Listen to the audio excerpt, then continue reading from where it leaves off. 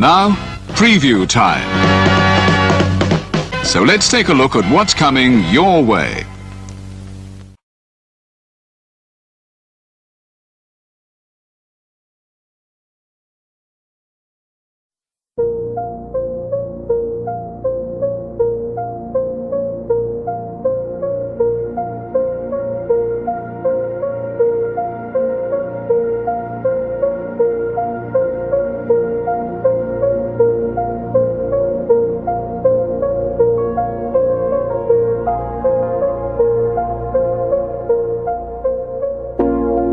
It's out of my hands, but I'm still in control. It's out of my hands. You can never take away the power of my soul.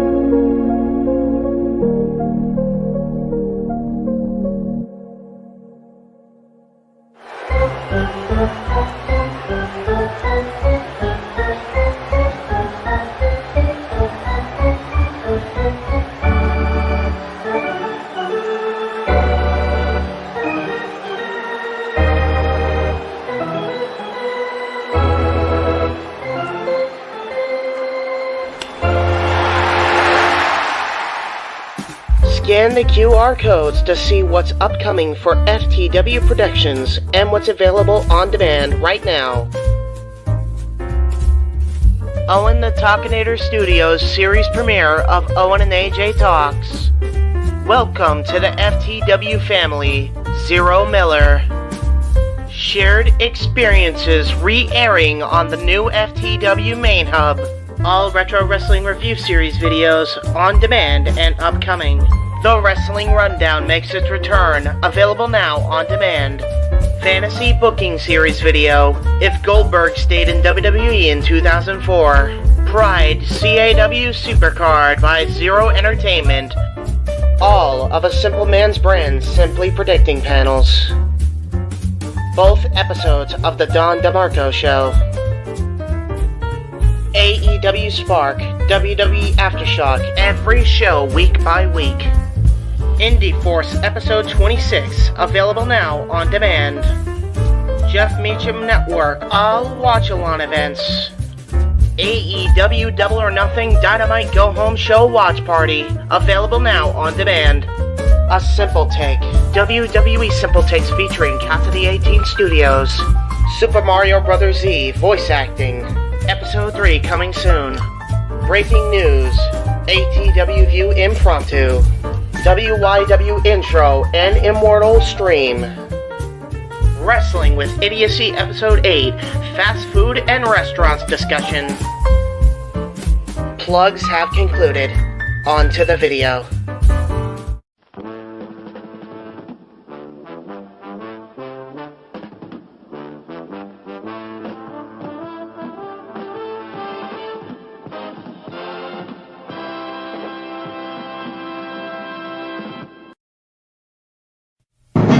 The Jeff Meacham Network's Multiverse of Media. For over 15 years, the recognized symbol of excellence and the standard bearer in coverage of sports, and entertainment.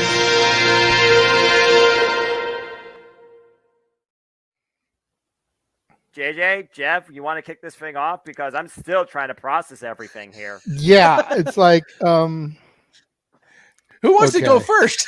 Yeah, who wants to go first? well, Come on in. It's open mic night with your host, you could maybe say there's really 4 topics, but it's split into 6. the Renegade, JJ Williams. The Sammy and Eddie Kingston thing, which one's the better smelling turd? And his panel of co-hosts, I am the founder. We'll call me that for today since we're going with the Jeff Jarrett love theme here this week, according to JJ. the West Coast Professor, Jeff Meacham. Karma is karma is karma. That's professional wrestling! Damn it! The Simple Man, Noah Foster. It's showtime! Yeah! How you doing, JJ? How you doing, Jeff? James. Yeah. And the He-Man, James Hebert. Imagine Bill Burr, Joe Rogan, Paul White, the Baldies! There you go! It sells Oh, itself! God. Get in there! Short his ass and shit the bed. He's not Amber Heard. Give it time, JJ, give it time. Now, I'm sure Jeff has some stuff that Dumb move, just don't pull this bullshit again. You get one. Tony needs to stop caring about the ratings. Bradshaw said as long as the ads are in place, we're not going to lose that third hour. Ring of Honor does not have to be AEW Light. They don't necessarily have to coexist with each other. We kind of saw that tonight to a degree. Along with a panel of guests. He is no longer glorious. Don't you bring that up. You want me to rant about what my NXT used to... No, we are done here for the night. I swear, James. Because you never know who may show up for open mic night. I leave our company in the capable hands of an extraordinary group of superstars, employees, and executives. The first thing that came to my mind was, it's about damn time. Amen! I literally touched everybody in the state's trash. So it's horrible, you guys. Peyton's new thing is Dennis the Menace, but it's funny because she calls it Dentist the Medicine. And That's great. When Elliot Taylor came out and did Born for Greatness live, I was popping my pussy, having a great time. I didn't care. I was having so much fun. Sit back, relax, and enjoy the show. Fuck Bill Belichick.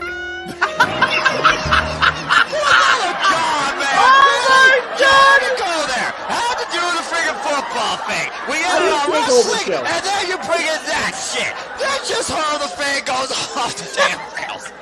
Brilliant, bloody brilliant.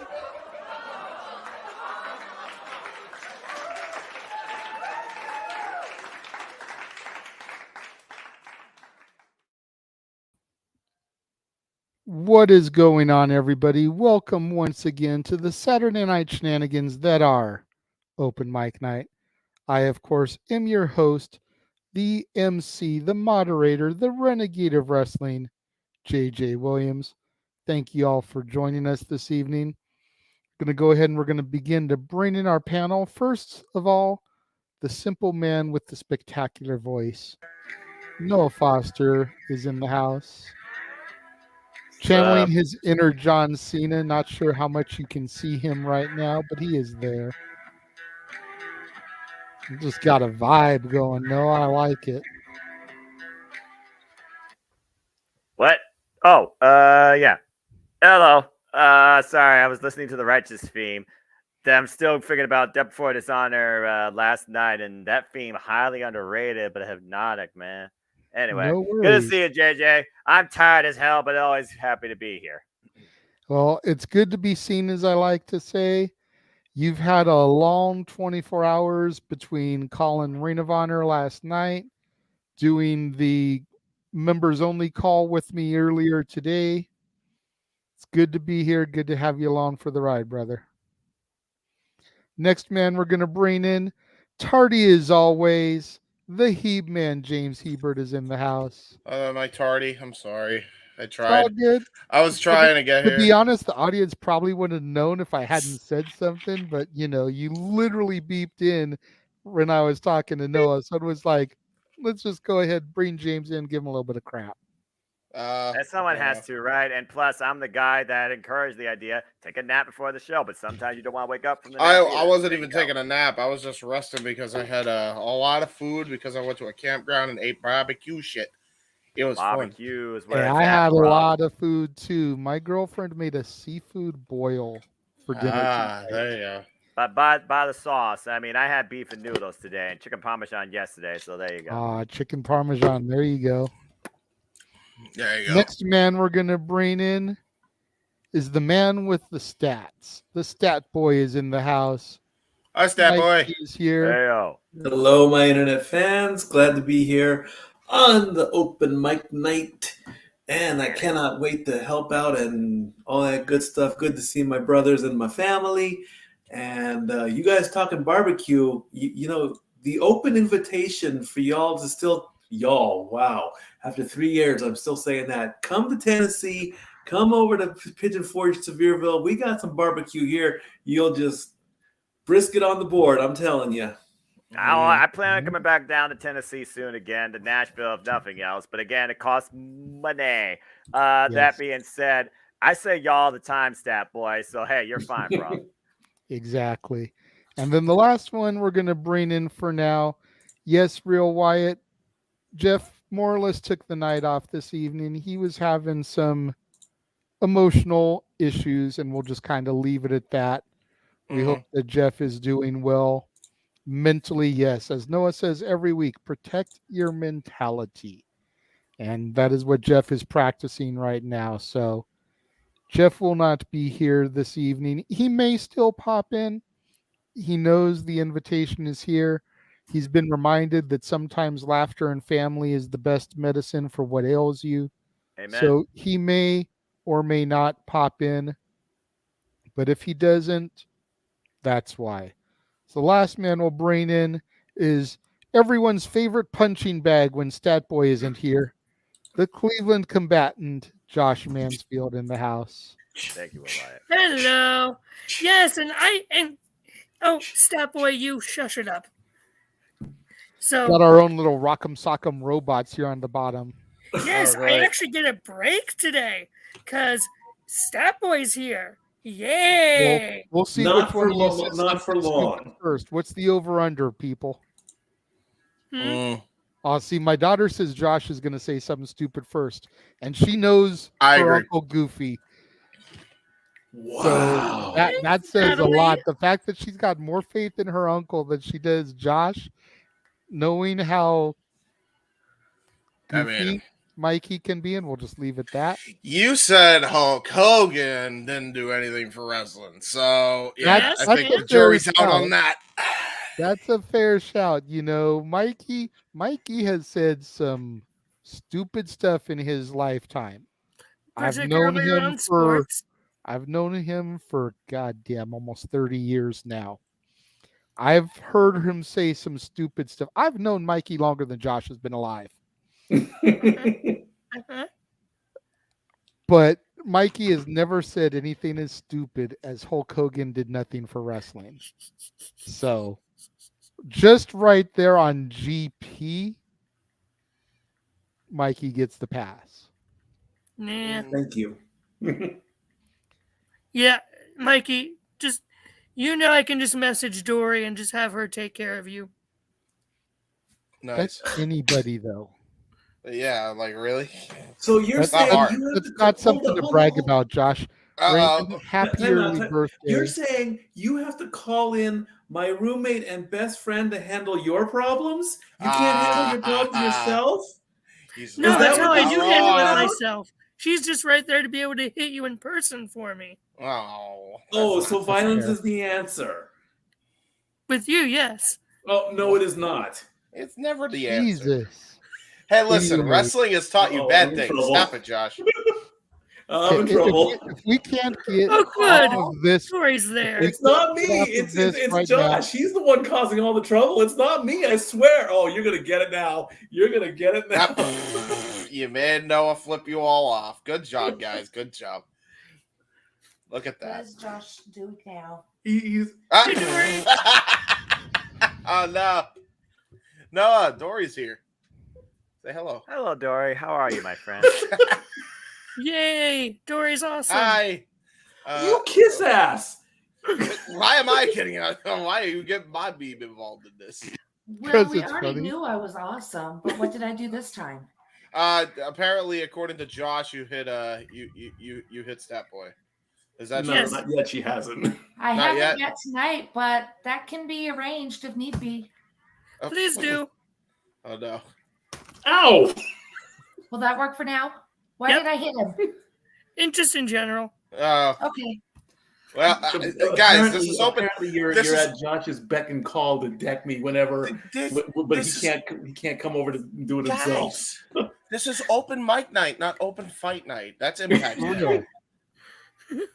For real. She's got the red hair for the brawling brutes. Friday nights are fight night. Love you, Dory. Yes. Well, y'all enjoy your show. Love you guys too. Bye. Chat with y'all later. Yes. Noah is now doing the righteous finger click. I can hear the righteous theme in the background. Yeah, he was doing that when we first came on. So before we get to our opening topic, we're going to go ahead. We'll throw it out there to everyone. If we can raise $100 in super chats tonight between my channel and Jeff's channel, Noah is going to sing Rob Conway's "Just Look at Me." If we can get $150, Noah will actually do the woo dance that Daniel Garcia does. And if we can get $200, Noah's going to sing Bianca Belair's "Watch Me Shine." We should honestly keep this as like a trend going forward and see how many people just see it and then donate for that exact thing. We'll keep it going for like a month. Let's see what happens. Yeah, how'd that go with your peaches thing? Everyone's broke. Get over it. You say that now, but we've got an open mic karaoke night next month, so I'm sure people have been saving. If nothing, that's else. probably what it is. You know, we may not get tonight, but I know people have been saving for the karaoke night when we go fob and do the British thing. The British theme's next. Yes, because of All In. I might give Noah a pass on that one. It's the famous lingo here, Gear Fab. What is it I can do for you? Is it what, Gear Fab? I know what I'm singing for British karaoke night. What? Give me God Save the King, Jerusalem, Rule Britannia. Yeah. No, why did you say yeah to that? No, what we'll do is I may have to save up a little bit of money myself, and I'll super chat for Josh to sing the Spice Girls. I don't know any of the Spice Girls songs. Start learning. I love how Josh says all these church themes and then goes like he's a part of the NWA, and I ain't talking about the wrestling promotion. He's just like, yeah. Like, come on, man. Rule Britannia is not a church song. Nope, it's a British Bulldogs theme. Well, yeah, that's fair. That is fair. That's fair. Still, very classical man. All right, now are you done jamming out to the righteous? I think he's just waiting for us to get on with the show. Okay. It's time to play the music. It's time to light the lights on open mic night tonight. Rapping. Yay. No, actually, wow, James, you disappoint me. That's the old Muppet Show, bro. Oh, is it? I knew it. It's time to play the music. It's time to light the lights. It's time to meet the Muppets on the Muppet Show tonight. Okay, now I recognize now I know. it. Yeah. Got it. Damn, James, you disappoint me, son. I could sorry. understand Josh not being in the know because, by the time Josh was born, the Muppets were like kind of dead until the resurgence in 2011. I was damn near in a food coma. Cut me some goddamn slack. No, I will not. Whose fault is that considering the schedule, man? Trying to make up excuses for your own misdeeds. Okay, calm down, Vincent Noah. We get it. So the first topic, let's reel it back in. The first topic we're going to discuss tonight was one actually suggested by the Meltzer of the Multiverse. Ooh. I see. He pointed out, and I'm sure he stole it from some other quote unquote journalist or some wrestling group, but he pointed To out be that fair. in 2 weeks at SummerSlam, we are going to have the third match in 3 different trilogies that have spanned over the last few years. Rollins and Balor, Nah. Brock and Cody, Mm. and Roman versus Jay. So Mansfield's topic that he suggested is, what is your favorite wrestling match trilogy? Well, And for Damn. me, even though now they have fought technically more than 3 times, it comes down to a toss-up for me between the original Reign of Honor Punk Joe trilogy and the Flair Steamboat trilogy of the late 80s. yeah. Those 2 are the first 2 that came into my mind when Josh suggested the topic. And again, Josh, I know you haven't seen the OG footage of Punk Joe, but if you can get access to the Honor Club by anybody that you know that subscribes, hint, hint, wink, wink, nudge, nudge, it would behoove you to watch that Joe Punk trilogy from 05, because that's the stuff that really put both of them on the map. Like, you can legit say that Joe got signed to TNA and Punk got signed to WWE based off of that trilogy. Yeah, fair enough. Yeah. So if you want to see what Punk was like before he became, WWE CW and a bitter old man, watch that trilogy. Yeah. It's a good trilogy. It's a really good trilogy. Okay. If we're talking about trilogies, I guess there's a few that come to mind. Okay. Obviously. And we'll go to you last, Josh, since this was your topic. I'm sure you'll have Mhm. something to say on this. So. Few that come to mind off the top of my head. Probably The Rock and Austin, obviously, even though they've had more than 3, but I'm talking about specifically the Mania trilogy. I was going to say, if you're going off of the Mania trilogy, then yeah, that's... Yeah, but definitely cool. Although I love a lot of their other matches. I think they're super underrated. Yeah. Backlash one especially. Yeah, I was going to say that Backlash 99 is definitely underrated in their series. I think their IC title one also very underrated. Okay. Not the one that happened on Raw, but the I think the follow-up one was really underrated. Probably as far as favorite trilogies outside of WWE, obviously the Steamboat Flair one comes to mind. The other one's probably Omega and Okada. Okay. Big Show, no, what? No, that's my dad. Did they even have like 3 matches? Big Show and Taker? Probably. I wouldn't be surprised. I mean, I sure, whatever. Yeah, those are probably the most obvious choices, though. I don't know. Like, if I were to, I guess I could go out of the box and be like, I think there was a trilogy between Hangman and Kenny that I really liked. Happened in AEW. I don't know if they had 2 matches or 3, though, so don't quote me. I swear they did have 3. Noah, did they have 3 matches, Omega and Hangman? I think singles wise, there was Full Gear. Ironically enough, there was the Full Gear Eliminator Final. Then there was the Full Gear the following year. No, I'm pretty sure they only had 2. Oh, okay. So as far as singles go, well, they need to have another one. Make it a trilogy, damn it. And on that note, make the Young Bucks FTR a fucking trilogy too, please, because that last match they had was awesome. I'm pretty sure that's something definitely to come. Let's see. As far you know what, I'll actually go as far as trilogies go. I'm gonna count this, even though there was another team added to the mix. I'm gonna go with the first 3 TLC matches. Stay out of my head, dude. Yeah, sorry. I don't mean to like steal everybody's thunder. That'll be my last one, but like I wanted to pick one that's like super like not picked. That comes to mind because I don't think people realize how great those matches were. I think they capped it off great, and ironically, it was on free network television with the TLC 3. Because Benoit and Jericho were involved. So, and if you even want to count the triangle ladder matches like the blueprint for TLC, true. then you still get the same 3 original teams without bringing in Benoit Jericho. That is true, yeah. So I'll go with I'll just count those 3 then. Okay. The Mania 2000, SummerSlam 2000, and Mania X7. Would you guys say that Taker versus Shawn Triple H counts?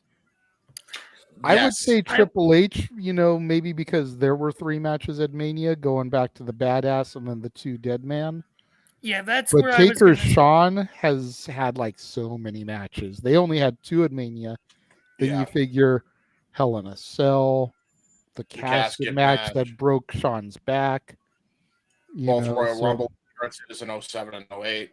Yeah, so Taker Triple H, I would count. Taker Shawn, questionable. Personally, Wyatt. Yeah, Taker Shawn. Mikey, Noah, which one of you would like to go next? I'll kind of piggyback off of James. The one thing I would have maybe liked is with the TLC matches or the triple threat matches, however you want to call it, maybe there should have been just a standard triple threat match with the 3 of them, then go to TLC, then go to TLC 2. I think TLC 2 should have ended that trilogy, because when you bring in both Chris's at the 3rd one to make the official trilogy, that was that's where it gets muddied. Yeah, that was going a little too far. Another, I would have liked to see a 3rd match between Brett and Owen. That would have been Yep. They could have done something else in there between WrestleMania and the steel cage match. Yeah, well, technically they did do a little bit on the house show circuit. Yeah, because there is that image that circulates sometimes. You can, if you dive deep enough into Google search. Oh, you're talking about a house show match. Yeah, holding up the championship because of the Phantom win over Brett. I wish they actually. So like there were a couple other matches, but as far as like televised where people could see, unfortunately, there was only 2. Yeah. Both Real Wyatt and Daniel are asking about Taker and Kane. They had so many matches over their history. And I wouldn't even consider their first 3 a great trilogy. You kidding me? The first match is great. The first 3, the first one was great, and then it went downhill, and then kept going downhill, and there was no end in sight until Mania 20, where they kind of rebooted. Incorrect. Until Bragging Rights 2009. No, that Mania 20 match was good. It was okay, I guess. Because that was the return of the Dead Man. Like, if for nothing else, it was great for the theatrics. Yeah, Kane's reaction in the ring, like, you're dead. I buried you. Like, the match wasn't near as good as the 14 match, but still, like, it was the return of the Dead Man. Yeah. I will say, Stepboy, as much as I agree that they probably should have done the way you said with the trilogy, I don't know, man. Chris Jericho and Benoit getting involved in that TLC match was one of the best matches they have ever done ladder match-wise. I would never change that for the world. That match is so good. That's fair. And then seriously, owe it to yourselves. If you're a wrestling fan, seek that match out. Seriously. Yeah, from SmackDown. It was a SmackDown. And then there was the TLC 4 from Raw Roulette, where Kane and Hurricane were supposed to defend the titles. Hurricane was taken out, and Kane still successfully defended the belts by himself. I was so mad because it's like they made a megastar out of this guy, right? And then Katie Vick happens like right after, and I'm like, how do you fuck this up? And that's how you deflate a gimmick. Dude, he had like 3 championships trying to go for 4th, and you bury him with 2 words. Katie Vick. God damn it. Stat Boy, any other trilogies you'd like to acknowledge? There you go. Rock Austin, of course, at WrestleMania. Yes, I'll agree with that one. See, how about Austin Brett? Mm-hmm. Okay. Yes. Where were the 3 matches? I know there was the Survivor Series match, the Mania match. Where was the third one? In Your House, Revenge of the Taker. Yes. Okay, thank you. Yes. Thank you. A lot of those early In Your Houses I never saw, so that's why I missed that one. But I knew that there was the Survivor Series 96, then Mania 13. Wasn't sure where the third one happened. Okay. Was there a trilogy for Razor and Shawn? Good question, because I know the 2 ladder matches wasn't there something else? Oh, Foley and Rock for when. Yeah. Yeah. I Over mean, the if you belt. want to count the Deadly Game, the Halftime Heat, I Quit. Yeah. Well, I mean, I was if you're going to say talking- that there were a few there.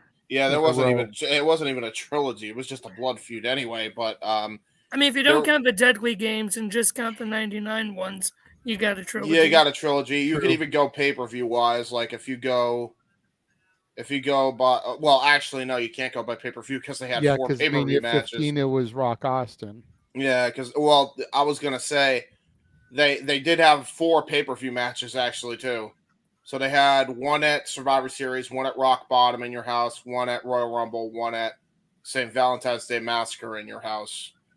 So that would have been 4 right there. Yeah. Which is, I mean, they're all great, by the way. That's one I'm not familiar with, Walter. I'm not familiar with the Goldust Razor trilogy. There's a trilogy for that shit. I remember the Don't first sleep on match. Goldust. I kind of do, because I understand it was edgy for the time, but it is really odd going back and seeing that Goldust is being like super gay, right? With like Razor, who's super macho. Like, I get the story behind it. The match is great, technically, but it's like, easy. But anyway, Send money, make Noah sing. Send money, make Noah sing. Noah will not. Noah will hurt you right now. And Noah's in his own world. I think he's still jamming out the music right now. For real. Noah's next. Anything else, Mikey? Go ahead, Noah. See, my only thing as far as the Rock Austin trilogy is I feel like the first match of 15 was good, not great. Like they didn't really click in that match. Yeah. The 17 match was always muddled for me by the heel turn. Mm-hmm. And then the 19 match, which I feel is the superior match in the trilogy, damn near didn't happen because Austin had got put in the hospital because of downing all those freaking energy drinks. Still was like he legit almost died the night before. To think that he retired because he drank too much energy drinks. It wasn't the beer that got him. It was the fact that he drank too much like Monster Energy or some shit. It was probably like Stacker 2 or some crap. It was just it was Red Bulls, I think he was saying. I think he said in his autobiography it was Red Bulls. Oh wow. Yeah. So that's why I always look at my daughter because she loves those monsters and I'm like, girl, you need to be careful with that stuff. She also ain't running a marathon. Those are that's fair. That's fair, but still, like. Jeez. But yeah, that's my only issue with the Rock Austin trilogy. Is as great as they were together. Yeah. The first 2 matches always had like their issues to me. Really what do you got for us, Noah? What do you got? Are you listening to Daft Punk? Look, I gotta be awake somehow, all right? Oh, that's fair. Okay, so you're tired. Anyway, you guys basically mentioned a few key ones for me. Definitely Rock Austin with the WrestleMania ones, definitely up there. And despite the fact Shawn Triple H respectfully at WrestleMania didn't have triple matches with Undertaker in the capacity, you still think about all 3 of those men and what they did at 25, 27, and 28, going outside the realm of what's the demon and getting a little bit more current. I gotta say FTR and the Briscoes. The trilogy of tag team matches that they had and Ring of Honor will forever be immortalized in tag team wrestling, in my opinion. Yeah, Definitely that hit was the nail on pretty the head damn when it good came to last year. Dominion, Wrestle Kingdom, and G1 Climax filler, but also the second Dominion with Kenny Omega and Kazuchika Okada. That will always hold up for me as a fan of professional wrestling. I look at Impact Wrestling and the trailblazing that the Nagas division has done, particularly, especially in the short range last 3 years. I give it to the virtuoso Deonna Purrazzo and Jordan Grace what they have done since Slammiversary 2020 and Rebellion this year and Under Siege. So that's a few right there. But I'll also go a little bit further into WWE. And I got to say, when it comes to best of all time versus best of all time, different generation, different worlds, different paths, you got to give some love to John Cena versus AJ Styles at Money in the Bank, SummerSlam, and the Royal Rumble, especially with the Royal Rumble match literally being all just inside the ring. Pure classic. Yes, it's John Cena. In case you knew the result, but you didn't know how far it was going to go. So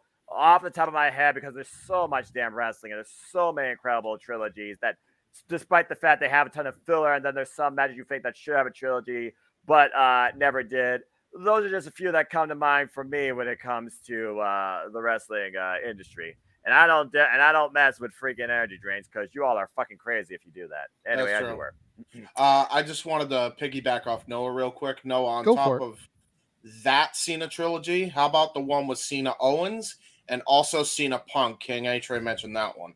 Yeah, those two. I'll give those two credit where credit's due as well. Kevin Owens coming into main roster, beating John Cena, United States champion at the time, and he was the freaking NXT champion at the time. You want to talk about trilogies? Thinking about the trilogy of matches that Kevin Owens and Sami Zayn had in 2016. That really jump-started their careers outside NXT. That is true. LOL, but I digress. That is one fair. one that, as far as I know, only ended in a twofer, and I kind of wish we could have got the third for Rock Hogan. Yeah, that's fair. We got that great match at Mania in Toronto. Then we got a No Way Out the following year. I wish we could have gotten one more Rock Hogan match. By the way, that crowd was just as electric. Probably in either LA. You figure Rocky was doing movies in Hollywood, Hogan, or you do Florida. You know, Rock's hometown and Hogan's hometown. Yeah, that's fair. It would have been great to do one of those. That's it for me, really. Yeah, Raymond, no pyramid tonight. We were unable to find anyone willing to donate $10 to challenge my daughter. So pyramid is being postponed to another date and time. I'm also going to put out there, because say what you want about the character, he is a rising star. What Bryan Danielson and Daniel Garcia have done, you think about two people of the same type of art in wrestling, but are generational to a degree. Bryan Danielson and Daniel Garcia, definitely one of my favorite rivalries that played out, ending in that 2 out of 3 falls match on AEW. Ciampa Gargano, that's another good one too, Big G. Yeah, true. Daniel's wondering, did Steen and Hogan have a trilogy? I think they had more than a trilogy. Yeah, they did. I could be wrong. They definitely did. I will say that. I'm gonna just say this. I didn't watch WCW that much during that point. I didn't get into WCW till like mid '99 when it was already in its decline. It was technically a trilogy, but logistically, if we're not counting the Hogan, if we're not counting Owen Brett's trilogy because it was recorded on a phone for a house show, can't count Hogan and Sting because they cut off the fucking ending mid-air on the Nitro rematch after Starrcade. So I can't count it as a fucking legit trilogy. Yeah, that's also a very fair point. Also, let's give some love to a trilogy that just culminated at Death Before Dishonor, Willow Nightingale and Athena. There you go. Good one. Did Rock and Cena have a trilogy, or did it only go 2? No, it was only 2. Twice in a lifetime. Yeah, WWE bullshit marketing. Gee, where have I heard that shit before? Yep. Anyway, so Josh, go ahead. So hope we did good for you there, Josh. You know, that was a hell of a topic you brought up. Got some good conversation. Went a little over a half hour talking about that. Good topic. Well, I still have mine. That's true. That's true. You haven't even covered yours yet. That's why I was throwing it to Josh. I wasn't sure like how many of the ones he had that we've already said, though, to be fair. So. No, there's a few. You guys did say a couple, but I was going to say mainly being Taker, Triple H, their Mania trilogy, Okay. and Cena, Styles. There's a couple others I'm surprised no one mentioned. God. They could just be that they happened during the time when I wasn't watching, so I don't really know about them, to be fair. So. There's two I'm about to mention that I'm very surprised Noah Foster did not mention, and he's probably going to kick himself once I say them. Probably not. I'm going to have a Roddy Piper moment here. Okay. Hey, Noah. What's up, bro? NXT UK title finals, TakeOver Chicago, NXT TV, Tyler Bate, Pete Dunne. Yeah. That's good. Yeah. The foundation of the black and red British strong style defining NXT UK. TakeOver Chicago, TakeOver Respect, Hell in a Cell 2020. Oh, that's Bailey Sasha had a trilogy, didn't they? And they were all good matches. I totally forgot about the third one because I just remember the match that redefined. Hey, look, they can actually do women's professional wrestling in WWE. Who would have freaking take over Brooklyn and then the Iron Woman match? Yeah. So I completely forgot about the third one. But yeah, you do have a point. And to think how long between the second and the third too, with a change in character on both sides. Then again, we all try to forget about the pandemic for a number of reasons. So Thunderdome, Nick. I'm going to say also. Good to see you, Emmanuel. Real quick, Josh. Yeah. Good to see you, Emmanuel. Hope you're having fun at the quinceañera. Give our love to your niece. Have a good evening, man. Thanks for stopping by. See. Go ahead, Josh. Another one that the technical wrestling fans in here, I'm surprised didn't mention. WrestleMania 19, SummerSlam 2003, SmackDown TV Iron Man match. Yeah, true. Angle Brock. Lesnar Angle Brock. Yeah. Okay. Kurt Angle's had more than enough trilogies in his lifetime. Plus. Son of a bitch, Angle Benoit too. Look, guys, it's 11:37 p.m. Eastern Standard Time here. We're all running on fumes, all right? So don't hold it against yourself. Besides, if we truly wanted to dedicate open mind to this topic could truly go all night when you figure about how many trilogies have happened across the entire damn industry. That is true. Yes. I do have a question for y'all because I've only been watching the DVDs, obviously. And so they're not going to put every match in a series on them. But based off of what I've seen, and specifically the Best of 2017 DVD, Ember Moon and Asuka had a hell of a rivalry. Did they have a trilogy? Yes. 2. Okay. Was it 2? I thought it was 3. They may have had a match on NXT TV prior, but as far as the big ones, it was definitely 2 because the first time, I believe it was Orlando, and she came up short. Brooklyn was her second chance. And not only was it her swan song, she even hit her eclipse and still couldn't put down the Empress. Got it. Yeah, I was just curious because I could tell that there was a big rivalry between the two and a lot of respect when they were doing the farewell segment for Asuka. Yeah, that's right. And let me just say, I said on my review that went up last week for that DVD, I wish they didn't do draft picks for NXT. I just wish that when they went up to the main roster, they did ceremonies like that for everybody because that was so awesome. It was like a graduation ceremony. I think you and I literally talked about that post-draft. The draft being absolutely horse bleep, except for the NXT ones, despite the fact it effed up Shawn Michaels' entire women's division. Yet, somehow, he's rebounded and actually found another champion, even though there are non-existent women's tag team champions. But I have 2 more off the top of my head that I want to mention. Go for it, bro. One is, and this will be interesting because I'm counting this as a trilogy. Survivor Series 92. Okay. Mania 12. Survivor Series 97. Say what you want about the ending of that Brett and Sean match. Brett and Say Sean, what you want about the ending of that match. The ending, the screw job aside, that match was freaking great. Yeah. Agreed. Yeah, fair. Agreed. That's the ending that people remember or only choose to remember. Right, exactly. I say the it's same a freaking thing. Great match. I say the same thing, and that's just a testament. And I hate that this is going to be brought up, but that's just a testament to go to show how people that don't like each other can still work together and protect each other in the ring. Yes, it was a screw job finish, but they were still protected in the finish. There were no real liberties taken during the entire match. So it just goes to show what professionals can do. And that's the last we're going to say about that, because that Hold on. none of that stuff is on the agenda this week. No, James. Not James. I'm just gonna scream. AEW, check the fucking hit. Oh, sorry. Go ahead. Oh, you know what? Somebody just put a ECW thing in here. RVD Jerry Lynn. I didn't How think did about you forget ACW, that actually. one? I didn't even think about ACW. That's a good point. Yeah, Ken put in Terry Funk and Sabu, and seeing the ECW history there, I immediately thought RVD Jerry Lynn.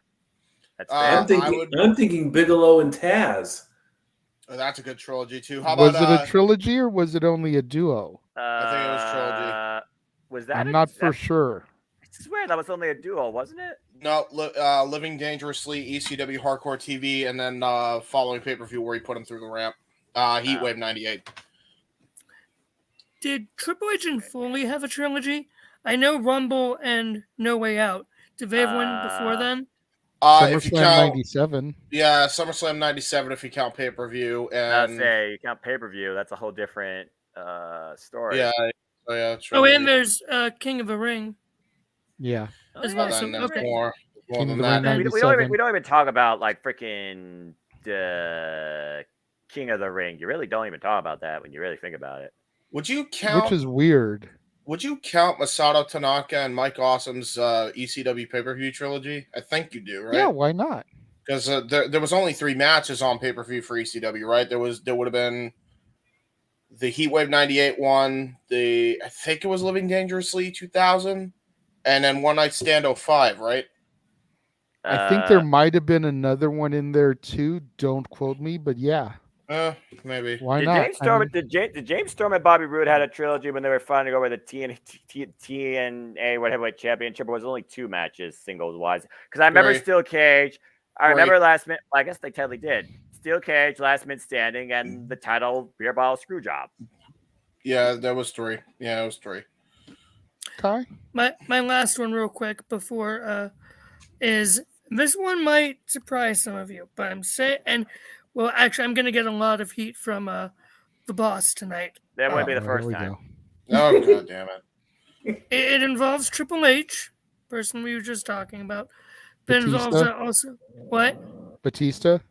Yeah, Yeah, that's it's fair. 21 Backlash and Vengeance. It's all right. The Cena JBL trilogy that was going on concurrently wasn't horrible either. So I mean, that Judgment Day 2005, fucking bloodbath. see, here's the thing when it comes to the other Big Dave in the wrestling industry. I can pretty much deal with Batista from when he came back from injury and rejoined up with Evolution until he got injured and had to surrender his World Heavyweight title. When he came back from having to surrender the World Heavyweight title till today, fuck that guy. Damn. Well, that's when he fucked Marina in the parking lot. That right? span there. Yes. I was good with that span. So yeah, I mean, you know. Now, we still haven't answered if Mercury has the CUCKED championship. And we're just going to leave that there. We'll let the fans think about that. But as we get ready to throw to our first commercial. Was it 3 or was it 4 with Hikaru Shida and Serena Deeb in AEW? What the? They gotta do something with Deeb. Damn, what a waste of talent. Yeah, Sami Zayn Cesaro's is also good. King A Train. Yeah, that was the genesis of the Black and Gold NXT and the rise of Sami Zayn. Mm-hmm. There you go. Which is why I'm surprised you didn't say any of your NXT. Damn it, by the shirt trilogy. I was expecting you to say something Walter. I'm sure Walter had a trilogy or something going. I'm pretty sure. Has not, to my knowledge, had a trilogy with anybody in NXT UK. He had the tag match where Ilya pinned him. That was his first pinfall ever. But again, and I still go back and watch that, the singles match for the championship first for nobody, where you just hear vocally and physically the match itself. God, that was so damn good. And then, of course, the run back at TakeOver, was it 36 or was it Stand Deliver? I don't fucking remember. They all ran together back in the stupid Counter Wrestling Center, where either Dragonati Flom de Ling General. So, no, the Ling General did not have a trilogy with anybody yet, to my knowledge. That's to WWE. wild.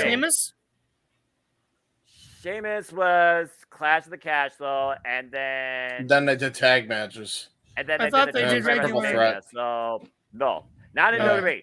He had singles on the independent side of things, but I wasn't thinking that far back, because if you make me think that hard this late at night, I'm gonna definitely go to sleep. Oh, all right, there you go. Shit. I can't believe I missed this one. Edge and Rollins. Oh yeah, duh. Oh wait, did someone say Cody and Rollins? Yes. Someone did in the comments. Someone said that in the chat. Yes. Okay. There you go. I think we about covered a good portion of great feuds across the biggest companies in the wrestling industry. So moving on. Yeah, I think that was really good. Good job, Josh. You actually get a gold star today. Good job, Don't man. make me tear it away. So before we go to commercial here, we'd like to remind everybody that if we get $100 in super chats, Noah will sing Rob Conway's "Just Look at Me" theme. $150, Noah will do Daniel Garcia's "Woo Dance," and if we can get $200, Noah will sing Bianca Belair's "Watch Me Shine" theme. So if you would like to see Noah do any of those things, super chat. It's as simple as that. Has there been any Stardom best of 3 series as of late? Probably yes. But Well, while we'd be Noah here all thinks night. about if there's any Stardom ones, we're going to throw to I'm too the tired. world premiere of my trailer for next month across the Casa D18 Studios channel. I'm too tired to bring up that.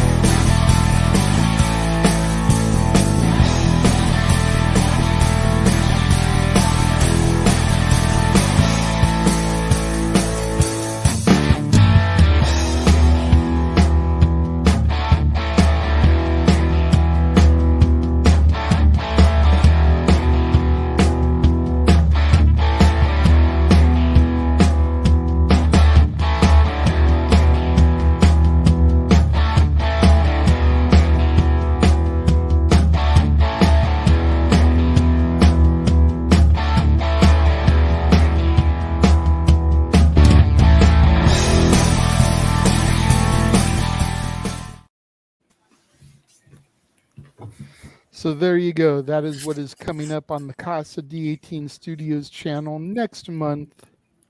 Renegades reviews and beyond. Virtuosity, boy, that brought back a memory. Wow. Wow.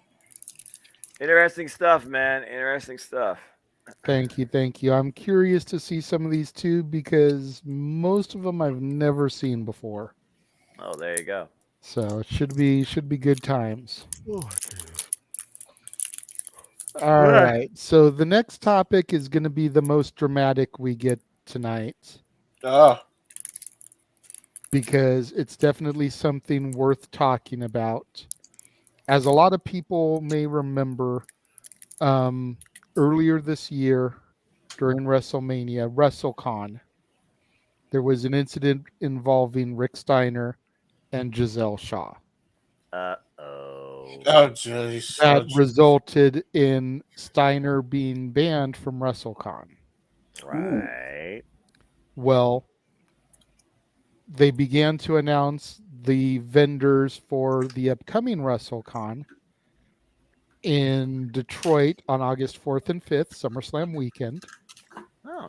Steiner brothers were announced. They were going to allow Rick to come back, as he had apparently apologized and everything. And what I'm going to do is I'm going to read the press release that was issued on Twitter by WrestleCon, because it's a lot easier than just trying to explain this stuff. So bear with me 1 second here. All right. It says, attention, Rick Steiner has been removed from WrestleCon. When we allowed Rick Steiner to return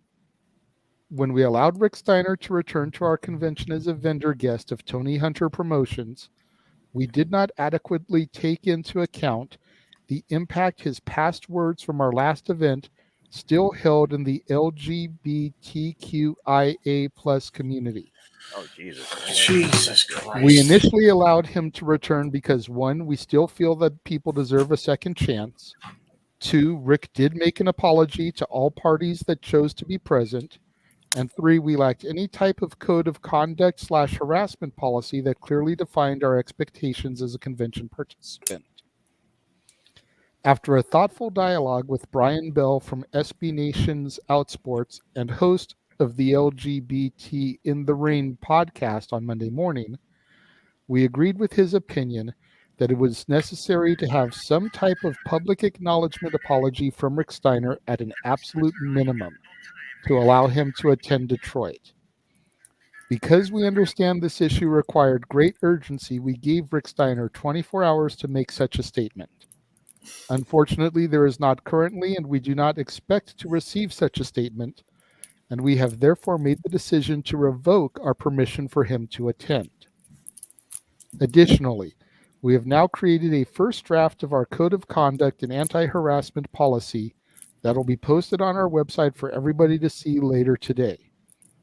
We will continue to improve upon this Code of Conduct over time and with the cooperation of others. We understand and appreciate that there will be many differences of opinion among our participants, and we want to create a safe and enjoyable space for everybody at our conventions. At this time, we have partnered in solidarity with other wrestling industry convention leaders, notably StarCast, WrestleCade, and The Gathering, who also agree to adopt and adhere to a similar code of conduct for their events. So the word of the night is sensitivity. Got it. Yeah, can I just go on this real quick? Go for it, James. Okay. I said this when it happened to Tessa. I still stand by it now. I'm going to say the same thing here with fucking Rick Steiner. He apologized to the people involved personally. As far as the general public, he does not owe you shit. Period. God bless James. That's it. And Full that's stop. it for this topic. It's the same argument. Like, Tessa apologized to La Rosa Negra after it happened anyway. And then mob mentality struck, and then they got jealous of her success, and they screwed her entire career over. Same thing here at this point. How old is Rick Steiner at this point? God forbid, how old is he right now? Like, just general curiosity right now. I'll get that for you. Googling it. Yeah, because somebody, I'm on it. Stat Boy, I'm sure will get the stat. 62. 62? Okay. So 62. I'm too slow. Like, fine. That's fine. Okay. So 62. God forbid the guy's a little bit ignorant to this shit at first. Clearly he felt remorseful, otherwise he wouldn't apologize to people directly. Like, the fact that they even confirmed that and then still took it away because of fucking mob mentality bullshit. That, I'm sorry. No. I'm not okay with that. That's fucking gross. Like, you know what's funny? I literally, we were talking, like, it kind of goes back to what I was saying. Like, I was talking to the boys today in my WYW group chat. Without getting into detail, I think we were talking about what movie we wanted to see this weekend. We were going to see Oppenheimer, but we were actually going to consider watching the Barbie movie. And then we realized how woke that shit was. And we were like, yeah, whether it's woke shit or Andrew Tate bullshit, each one is just as bad as the fucking other. So what's the difference?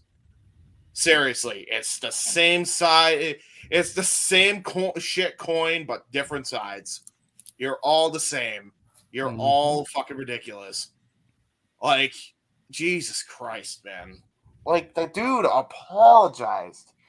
He apologized. Personally to the people involved, dude. I agree. I mean, I'm trying to look at this from both sides of the aspect, both ends of the spectrum. And, like, I feel like if he issued an apology, if Giselle Shaw accepted the apology, and if WrestleCon went on and announced him as a guest, then they should be contractually obligated to allow him to attend. Yep. If the general public wants to issue their court of opinion, then they don't have to line up at his table. Exactly. They walk past him. Yeah. And if he sits there like Virgil at a couple cons with lines for everybody but him, dude, then maybe he'll learn his lesson. I'll tell you why they won't. But at the end of the day, WrestleCon allowed the promoter, vendor, just like Big G does his stuff with Parker Kane Promotions. They allowed the promoter that was going to bring them in to bring them in. They should be contractually obligated to bring them in now. Okay. The only reason that there should be a cancellation is if something comes up on the talent's end. Exactly. Illness, whatever, travel issues. They don't feel safe attending. It should be in the talent's court now. I'll tell you exactly why they won't do that, JJ, and why they went this route. And by the way, if I'm Rick Steiner, I'm lawyering up and suing these motherfuckers. Just saying. Just pointing it out there right now. But also, like, I'll tell you why they won't do that. The people won't just pass by his table if he were to ever show up there. Because these morons are the same morons that will go to Rhea Ripley when it's ass early in the morning and shove fucking merchandise in her face for a goddamn autograph so they can sell it on eBay for fucking 50 quid because they can't take no for a fucking answer. That's it. That's fair. Tell me when I'm telling lies. Not going to happen. Not once. So the way I'm going to do this is, does anybody in the room have a difference of opinion that they'd like to express? Nope. I'm nope. good. James said it all. I mean, Jesus. You can back him all you want. You can make your own opinion of it. Everything you're saying is right. I mean, I'm glad I didn't put money on this because I would have been. I'd be pissed off as everybody else. I mean, this is like you're dangling a present in front of somebody. Oh, if you're good, you can have this. Okay, I'll be good. nope, you're still bad. You can't have it. I mean, yeah, it's stupid. You do everything that is expected, and an apology, and then you demanded more. Yeah, it's not good enough anymore. You can only say you're sorry so many times, and it's like, what do you want? You want me to make a donation to the LGBTQIA plus community? Bro, will that make you happy? Would you like me to back somebody in that community if they're running for office? I mean, bro, exactly. What do you want them to do? And to piggyback off you, Step Boy, real quick, I find it funny that these people, most of these people, right, that say this shit are cis white males anyway. None of them are fucking gay. None of them are trans. None of them are bi. There's fucking straight dudes, straight women. Why do you fucking care? Dude, I'm not even, it's not even just me saying it. I know people who are legit that, right? Bi, trans, whatever. Well, I know yeah, me too. Whatever. You're probably you idiots are probably going to call me ignorant too. So both of these middle fingers anyway. But I actually know people that are embarrassed by this bullshit because it gives them a bad fucking name, as they should be. Mm-hmm. Like, why would they give a shit if they don't care? If Giselle Shaw doesn't care and accepted Rick's apology, what is it any of your fucking business? Agreed. Fuck off, man. Ridiculous. Wrestling fans are petulant children. Was it wrestling fans or society as a whole? The answer is yes. I mean, let's look at that. What if this wasn't a wrestling thing? What if this was somebody else? What if this was just a regular person that, would it make a big deal? Probably not. Yeah. This would not be discussed on the show right now. For real. Well, I mean, we did talk about not too long ago how some of the IWC fandom is very toxic. I mean, it's happening also in music with Jason Aldean, with his new single that's coming out. A lot of people are backing him. I read the lyrics. I'm like, what's going on with Jason Aldean? What is happening with this song that's causing so many people to get so upset? I'll leave it at that. I don't want to go too far off the tracks. But don't know, don't care. Appreciate it. That's it. Okay. Exactly. It's just people need to let it go. It's not that deep. Grow up. Pretty much. Be an adult. At the end of the day, for me, it comes down to two very important things. One is something we were told by all our parents growing up, and one we learned if we watched Bambi. If you can't say something nice, don't say anything at all, and mind your own fucking business. To be fair, I've broken that rule a lot, though. Kinda. But I think we all have. But when you broke into that rule, James, at least you did it in an entertaining way. Oh, okay. So that justifies it. Okay. No, but at least it's funny. To be fair, though, yes, we've all broken those two rules. There isn't a soul on this planet that hasn't broken those rules. But at the end of the day, that's what it comes down to for topics like this.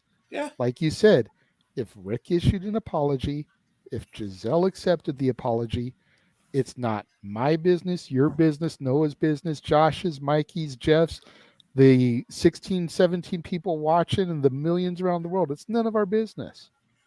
It's those two. So mind your business. Exactly. You know what? I'll even go with this one. I'll just put this out in the world, right? I have shit how many times on Billy Corgan and how he's run the NWA. I'd still sit down with the dude and have a fucking beer if he offered.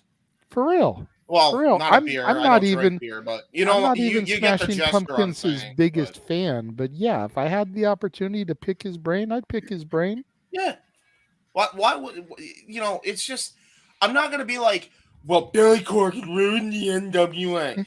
I would be willing to bet you money, James, that if Vince McMahon walked up to you, as much as you loathe him, and said, "Hey, buddy, you want a beer?" You'd go and you'd have a drink with Vince. I'd still call because him at the out very on least, bullshit. at the Yeah, I'd very be least, civil you'd about be it. able to ask him why the fuck you do what you do, man. Yeah, I wouldn't. That's the thing. I'm not gonna go and like get into a fucking kerfuffle over bullshit that really does not matter. Really, like I'll verbally shit on somebody or even debate them all day long, but I'm not gonna like cancel them to the point where they can't be at a place of eating. Like friggin' me going to Billy Corgan and be like, he ruined the NWA. I'm gonna fucking make sure he gets canceled. Grow up, dude. See, that I would even do that with, say, CM Punk or Hulk Hogan. Truthfully, yeah. Why wouldn't you? I mean, like I said, if nothing else, it gives you the opportunity to sit there with them for 5 minutes, 10 minutes, 3 hours, whatever it turns into, and get to know the person behind the gimmick and find out what makes them tick that way. Right. I've never been a Hulkamaniac. Never, ever, ever, ever. I acknowledge what he's done for the business.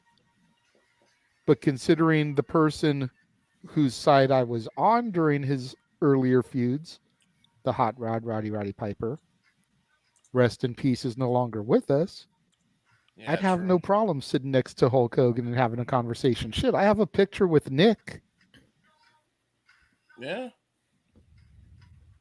I've got a picture with Nick Hogan. Why wouldn't I talk to Hulk? Doesn't make no sense not to. Whether you love him or you hate him, it gives you the opportunity to get to know them better. And I get, to a degree, and I might be being a little too harsh. I think we might all be, because I do get it. There is a point where I can get it on their side, because in a lot of these cases with the LGBTQ, they do face a lot of discrimination within their own family when they make that choice as well. And they're probably very discriminated against within their own kin. So there is that aspect to it, and I'm sure that's probably why they get so sensitive. But I always say this is what therapy's for, though. Yeah. You know, you can't just go and take out your anger on everybody else who ever does a wrongdoing, even if it's in the slightest form all the time, because that's only going to make it feel worse for you. Right. You know? Like, and that's the nice way of putting it, to be honest with you. Like, maybe that's the way I should have let off with it. It's just like, it's not that deep. Like, it may be deep to you because of your struggles, but it ain't that deep to Giselle Shaw, who has already accepted the apology from what the fucking company making the statement already confirmed. So, I don't know. It's very weird. It is. All right. So, if nobody else has anything else they want to add to this, then we're going to go ahead and throw to another quick intermission, quick commercial. We're going to run 2 of the little 40-second clips here. And then we'll come back to our main event topic. We don't have a whole lot going on tonight. And the last topic is just a conversation piece anyway. So we'll see how we run with that. If we run about as long as we did with Josh's topic. And if we don't get any other super chatted topics from the chat room tonight, then this may be a very early evening, folks. So what we're going to do is we're going to show you the updated watch-along trailer now that Death Before Dishonor is gone. And we're going to show you everything coming to the members-only section of the Casa D18 Studios channel. I saw your private chat, Mikey. You're bouncing. You don't want to stay for this last topic? I think you'd enjoy it. I appreciate the invite, but early shift calls tomorrow. So I'm going to take my leave. I love you all. Don't forget, season 4 premiere of Stat Boy Sports Bar featuring Dory Lou on August 1st. But don't forget, this coming week, we're actually going to have a special episode where me, Statboy, and Dory discuss the top 10 sports movies of all time. Indeed. Come in our regular time slot. I love you all. Statboy out. Go draft day. That too.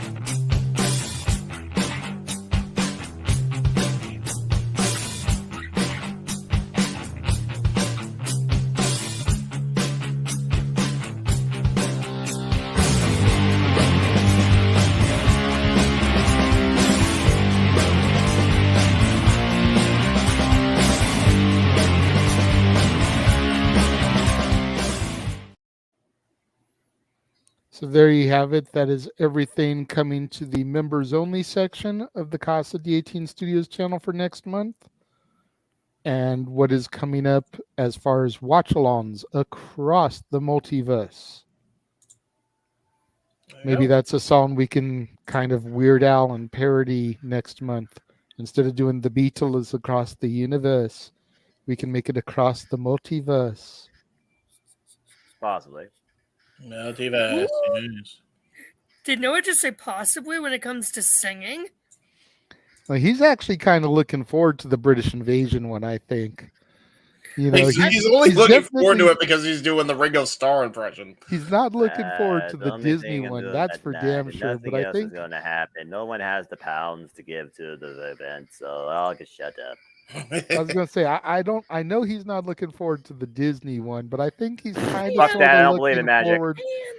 I think he's kind of looking forward to the British invasion one, and I think all of us have to try to sing it in our worst British accents. It'll make it a little bit better and cornier if we try to sing it with the accent. JJ, first off, dear God Almighty, have mercy. That is a Scottish accent, sir. Yeah, I was about to say. You know, speaking of accents, this is a freeform open mic night. Can I tell a story real quick? You can tell a quick story before we get to the main it is event. very quick. So, there is essentially, I was talking about this with my family when I was out in Normandy Farms.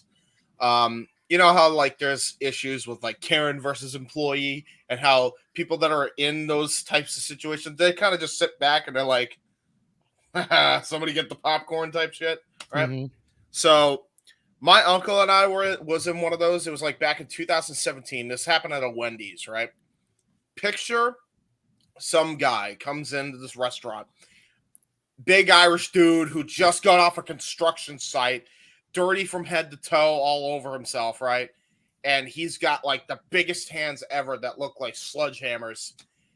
Behind the counter from him is a sassy black woman who's trying to run this broken ship of horrible management, right? Who doesn't take shit from anybody as it is. We got a culture clash already just from that. So keep in mind, there's this drive-through line that goes all the way out to the freaking end of the parking lot. They're not doing a good job of maintaining that line or the line inside. And my uncle's waiting for his food. That's how bad it is. In the midst of all this, the Irish guy who's already had a long day at work comes in. He goes, "Excuse me, may I have a word with you?" Or, "May I have a word with you?" And she goes, "Can I help you, sir?" And he goes, "Can you fucking help me?" Do you see the fucking line outside? That's damn near the fucking parking lot. Well, I'm sorry, sir. We're very short-staffed. Short-staffed? You have this entire line in here. You're telling me you're short-staffed? All I want, lady, is a fucking ice cream. That's all I want. I just want my fucking vanilla ice cream. He kept repeating it over and over again, which was like hysterical. And he wasn't even caring about it. He just matter-of-factly kept stating, I just want my fucking ice cream. And she keeps going, well, you will have to wait, sir. And it's like, for a fucking vanilla ice cream in a small cup? What are you, mad? All right. The craziest shit. He's like, well, you know what? If it's going to take that long, I'll give my business somewhere else. And he fucked off and left. Got his refund afterwards because he demanded it. But it was like the funniest shit. That was like the funniest encounter that I've ever seen of like semi-Karen versus like employee. Because it's just like this culture clash off the rip. Nice.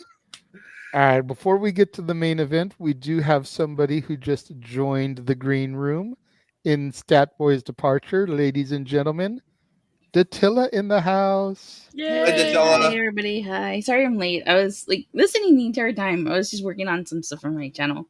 No worries. No worries. I figured you were, either getting ready to or doing your own thing. The show tonight probably isn't going to go super long because we're already on the main event topic. We didn't have a whole lot to discuss tonight. And Noah's exhausted from calling Ring of Honor yesterday and just shenanigans in general. This man was up early going camping and filled his belly with all kinds of barbecue, so he's kind of got the itis. Buy the sauce. Hey, and then the founder popped in too momentarily. Look at that. The gang's all here and shit or something. Yeah. Datilla literally just popped in like 2 seconds before you, sir. The gang's all here and shit. That's an accurate statement. True. Oh, please, God. I see your heart, Josh. Thank you.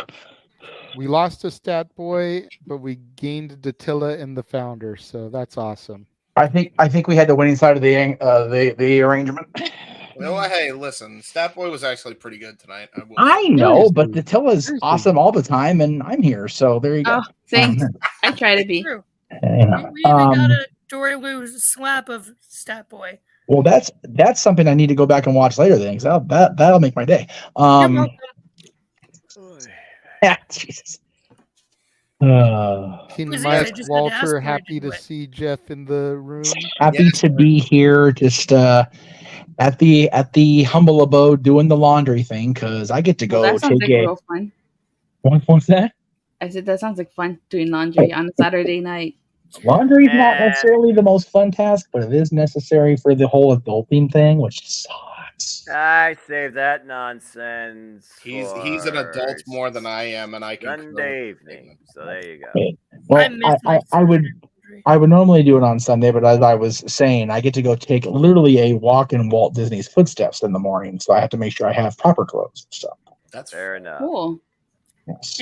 Again, taking the for the SoCal folks, so you over there, we used to have a thing called literally walking in Walt's footsteps tour, which took you like around the whole park, at least how the park looked in 1955 or whatever. Before Doc Brown invented Time Machine, though. Before Time Travel, I was a few months before, not by much though. And then when we scaled back and did it went to the pandemic, which was an adventure.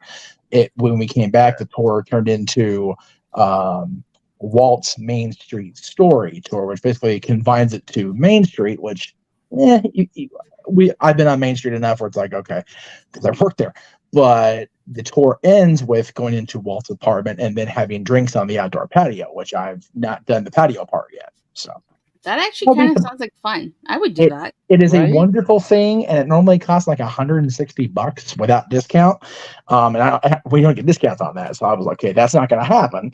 But they offered it up to us, so cool. That's part of the park's anniversary for the last week and this coming week. So I said, okay, why the hell not? But anyway, I've been informed by producer man / moderator that we are in for the main event, so I wanted to pop it in. You gotta say it like Mark Henry. I thought I did, but okay. Well, I wanted to pop in for the main event. There, I have a microphone and everything. There you go. But this is something I wanted to talk about for sure. So yes. I mentioned it last night after the watch along to Jeff, Noah, and James. So this is going to be the first time Josh, you, and Dattila have heard this topic. But yes, do you guys feel like the wrestling companies are oversaturating certain markets of as far as like live events go? Think about this for a second. I see Josh kind of with his cocked eyebrow, like, what are you talking about, Renegade? Or he's thinking. Think about this. The season premiere of Collision, we've got All Out, we've got Bound for Glory, and we've got Survivor Series, all in Chicago within a 5-month period. 3 pay-per-views for the 3 major companies, and the world premiere of a 3rd television show.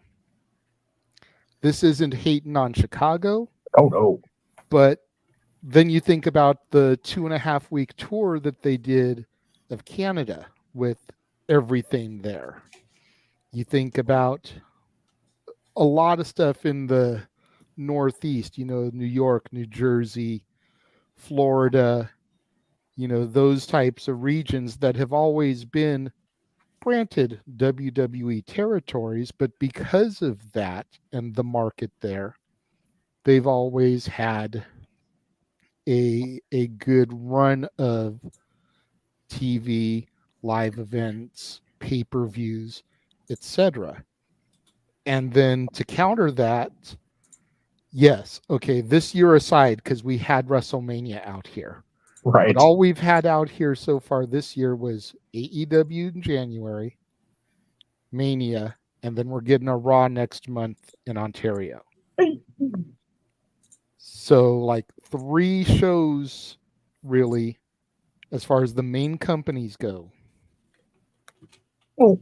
in 9 months. Right. If you got an Impact and New Japan as the main companies, we also got one of their joint pay-per-views WrestleMania week too. I'm not saying it's any better. It's the same damn week, but Mania week is Mania week though. Like everybody runs where Mania is. So. Everybody runs AEW because they're too cool to hang out with us WWE Universe folks. See how it is. So I mean, you want to go that route, then yeah, there was those 2, but we always seem to get neglected over here. Absolutely. And for there to be 3 pay-per-views in a row from the companies in a specific city, to me, it just seems like it's a little bit too much. And Impact, AEW are both known for putting on stellar shows. Not that WWE doesn't, because their shows have been a lot better lately, but by the time we get to Survivor Series, is the crowd going to be hot for Survivor Series after being drained by 2 other 3-hour pay-per-view shows from the other companies, the companies that traditionally put on better shows, at least when it comes to the way that certain people rate matches? Especially All Out Chicago getting All Out right after Wembley, man. The AEW crowd's going to be knucking futz that weekend. Yeah. So that's something, that kind of smacked me in the face this week.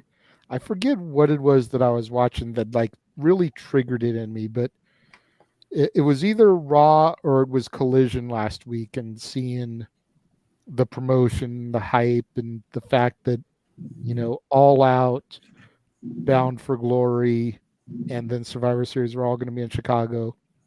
Just really got the wheels in the brain turn, and Pinky jumped on the old hamster wheel and started running around in their full speed ahead. Mansfield, what are your thoughts on this topic? I saw the private chat. I saw your request to go first so you could bow out. So here's the thing. Buy the shirt. Yeah.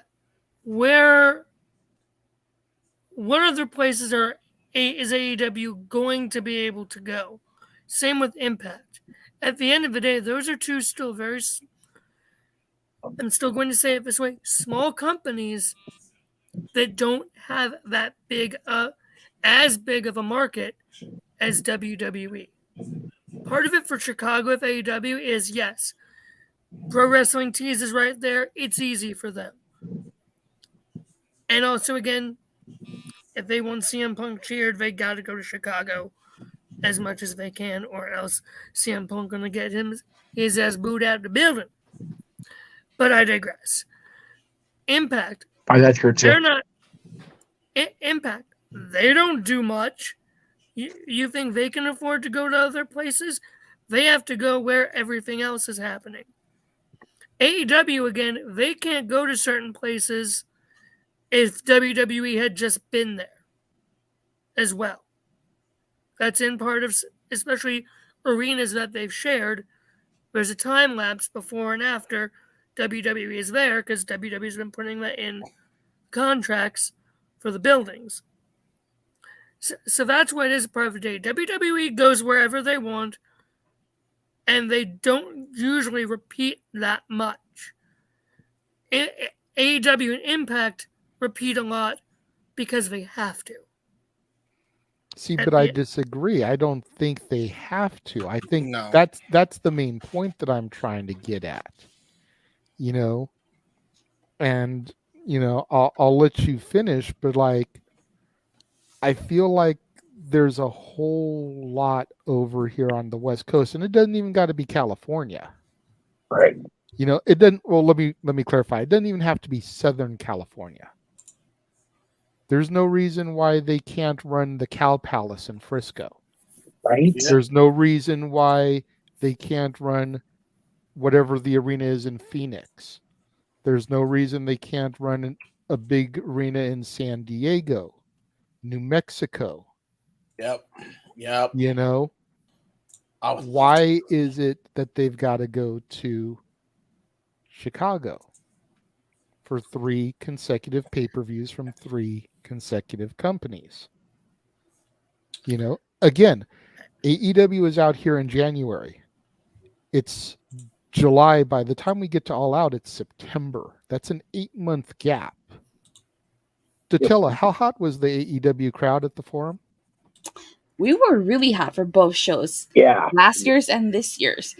And so don't you think you'd want to put a big pay-per-view like that over here on this coast?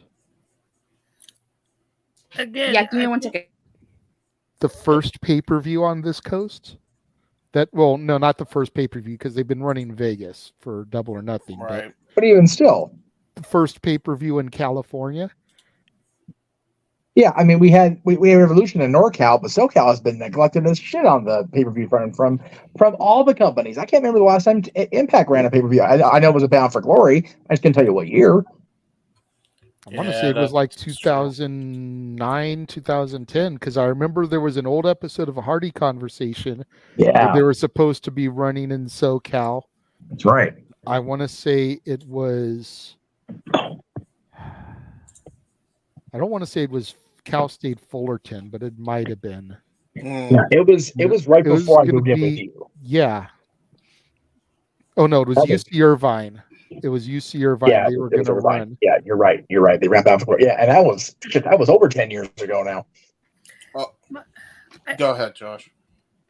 To close this off, because I gotta hit the hay early morning. I think part of it is they might be scared to go to places they haven't been and they don't want to take that risk of not getting that crowd. They go back to places where they know they can get the crowd. So I think that's a big part of the reason. That's just my opinion. I get where you're coming from. I just don't think AEW or Impact wants to risk it at the end of the day. But don't they also run the risk then, really quickly before you bow out, don't they run the risk of not selling tickets to the event if it comes down to someone like a Simple Man here who's a little bit more frugal with his money, I can only go to Impact or AEW or Survivor Series. Right. Yeah, you're right. So 2 of those shows aren't going to have the amount of tickets sold as the other one will.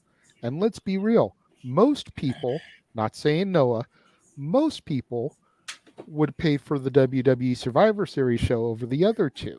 Yeah, flat out. You're right. But I think AEW they're going to, I think part of it is they want to try to seem like they're a big bad dog and can compete in that way with WWE when they really just can't at this point. They want to act like they can, but they're. What was that? I didn't hear you. I said, then why try? Why not try to run the show further away from WWE so you don't worry about oversaturation? What WCW Tony Khan's a moron, but that's besides the point. I mean, I wouldn't go that far, Mansfield. He just had a great Ring of Honor show. Why can't you let him have any fucking thing? God damn it. I was going to say, he had a great tour of Canada. They booked the Owen properly. Yeah, they did. ROH show was phenomenal from what I hear, and they're about to go back. Blood and Guts was great. Yeah. They're about to go back-to-back weeks with All In, All Out, including selling out Wembley Stadium damn near, and they haven't even announced a match yet. How about Forbidden Door also? I counted that. The tour of Canada. Yeah. I must have missed Josh bragging on Tony again. He did. Yeah. That's why we're saying what we're saying. Yeah. Insert founder is tired of your shit. I was gonna say, just give me a second. I was going there. There you go. Thank you. There we go. There it is. Lord, I even had a 2-hour show, Josh. Damn, man. Oh. Hey, it's only the first time I've done it, so. Well, anything else you'd like to add, man? Before you back out for the evening. That's all I got. Meacham, boss, it's good to see you. Love you, buddy. Ditto, always great having you on. James, thank you for your rant and taking care of the previous topic for all of us. I got that. I dipped that one in the bud quick, huh? Yes, you did, because we all just we're just all going to go sign with James and be done with it. Yeah. And we're not going to rehash it, Jeff, because we don't want to go down a rabbit hole. No. No. That's okay. Noah, I love you, buddy. My singing buddy. I want that album. Rest your voice, boy. We're going to hell. All right, Mansfield, go ahead and give it to us so I can pull you out of the window here. Okay. Ladies and gentlemen, follow me on Twitter at CatholicJosh122, Instagram at Malamangram. You can find my writings on No DQ and find my crazy hot takes here on Open Mic Night and across shows on the Jeff Meacham Network, Multiverse of Media. And have a great night, everyone. And as usual, Meacham, say it with me here, brother. I don't want to. Go ahead. It's all you. Fair enough. I'll say it with you. Bill Belichick. Oh, and I'm wearing I have a Patriots cup. All right. And we had a Boston guy say that, so fuck him, right? Oh, he's a prick. There's no denying how much of a prick he is. Yes, so because she's the other new person to join the chat here, we're going to go over to Datilla here for this one now. Yes. What are your thoughts on this topic? Well, first of all, I have to say it frustrates me that we, you guys know, as Californians and West Coasters, where's the California love? Not just California love, but love for the West Coast. I'm so sick and tired of Chicago, Texas, New York getting everything. I'm so sick of it. Hell, even Detroit's been getting more shows than you guys. That's sad. And yeah. And to me, it's kind of like, I don't mind traveling for shows. I guess, ideal destinations. But it frustrates me that I can't have something in my own backyard. There's no reason why AEW can't do a West Coast tour leading to Double or Nothing or after Double or Nothing. Las Vegas is literally right next door to us. New Mexico is right under Nevada, I think, and then Arizona. Yes. I think Arizona's before Nevada, but that's a geography question. Anyway. No, actually, Arizona's directly underneath it. Okay. Well, the point is, they're near. Why can't they do a West Coast tour before Double or Nothing or after Double or Nothing? They came here twice, and they both times have been, once in June, once in January. Yep.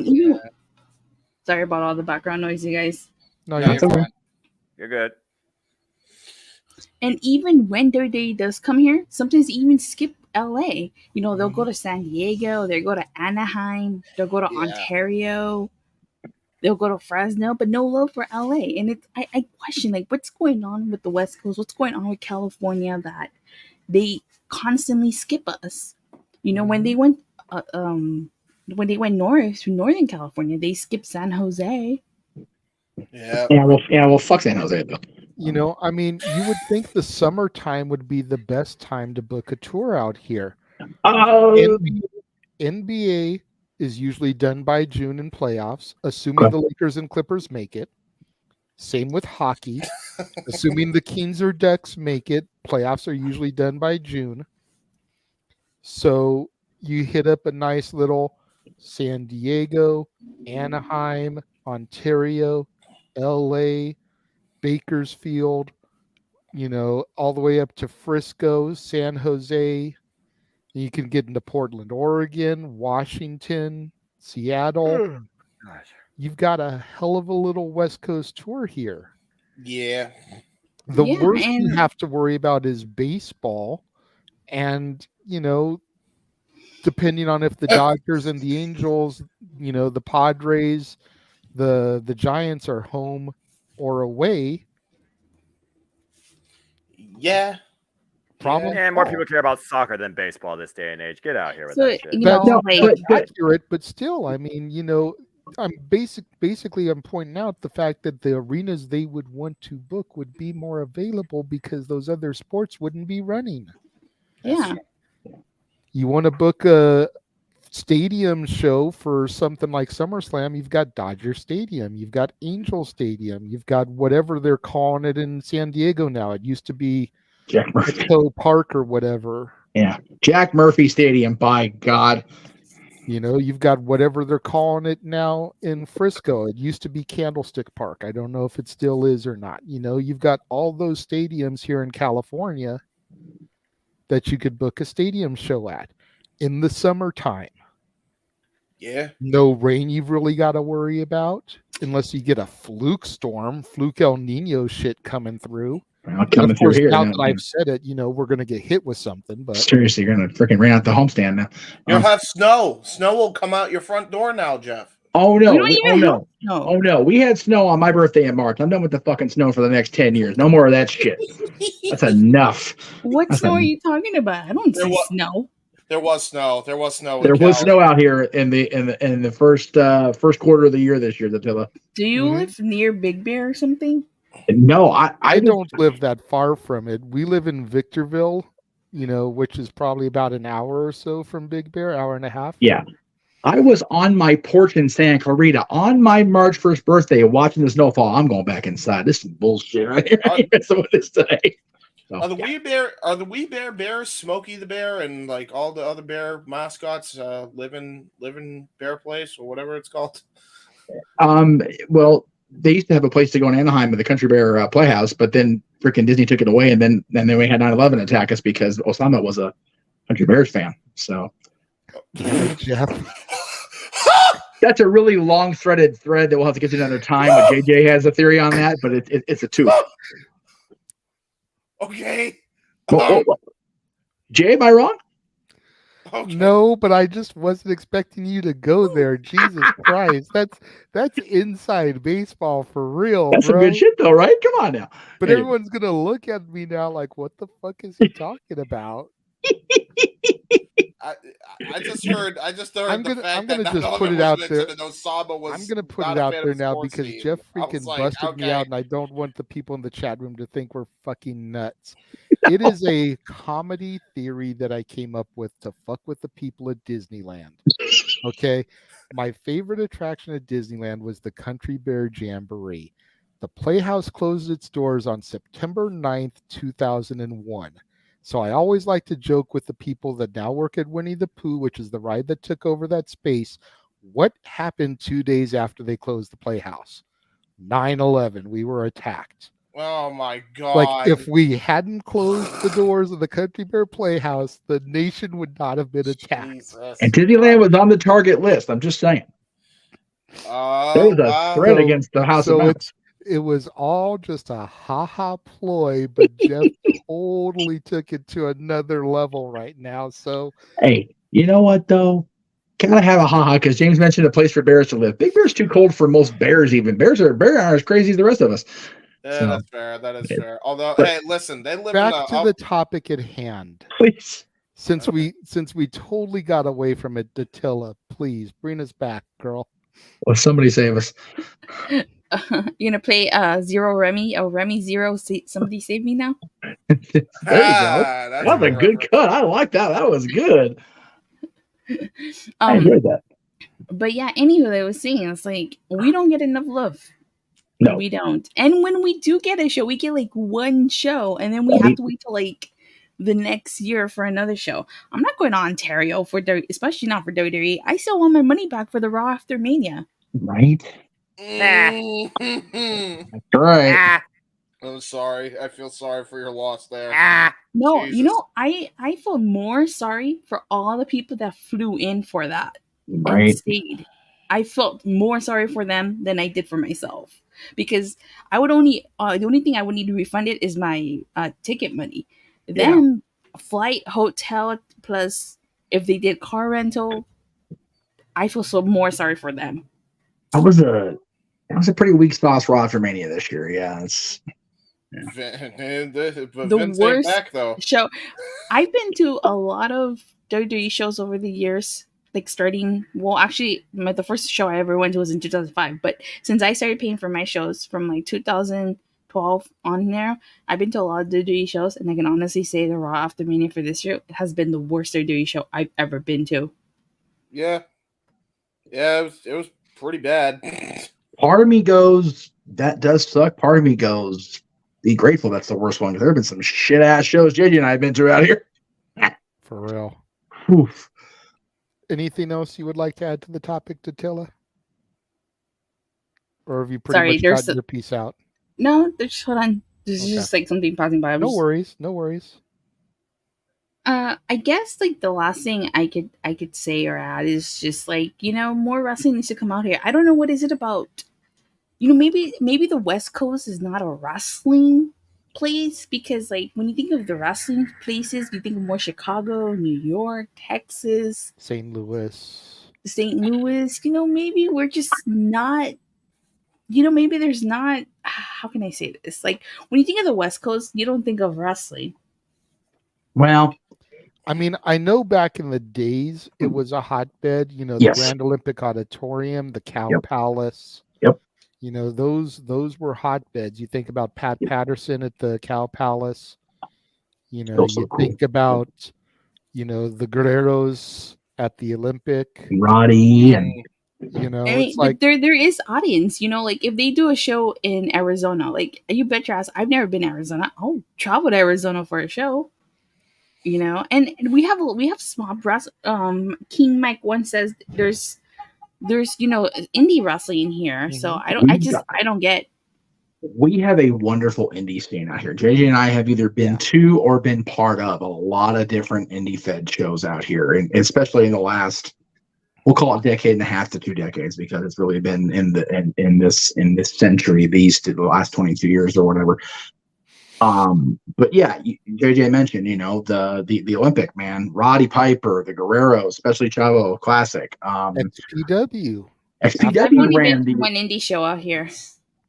Yeah, XPW dared to run the Olympic after they caused a damn near riot at the Olympic when ECW had their one pay-per-view they ever had out here in 2000. I was there for what you were there for. So wrestling is, it's not that, I don't think it's that it's not hot out here. The problem is, and I was, when I kept going off screen, I was trying to look up a couple different things that I had saved on the computer at home, but or no, I'm home, not the studio, I should say. as far as population goes, LA's number 2 in the nation. There is no reason that we shouldn't get more people out here. New York, the only more populous city than us in LA is New York. And, how many decades has the business called WWF New York, called WCW Atlanta, called ECW Philly, right? It's all about the city. The other thing I was thinking about is production cost, travel cost. Yep. All these companies we're talking about are based either in the Northeast or the East Coast, or in New Japan's case, halfway around the freaking world. And even if you do talk about New Japan America, yes, they are based in Southern California. The dojo's here. They run the bulk of their North American shows in Southern California, but they're the only company that does.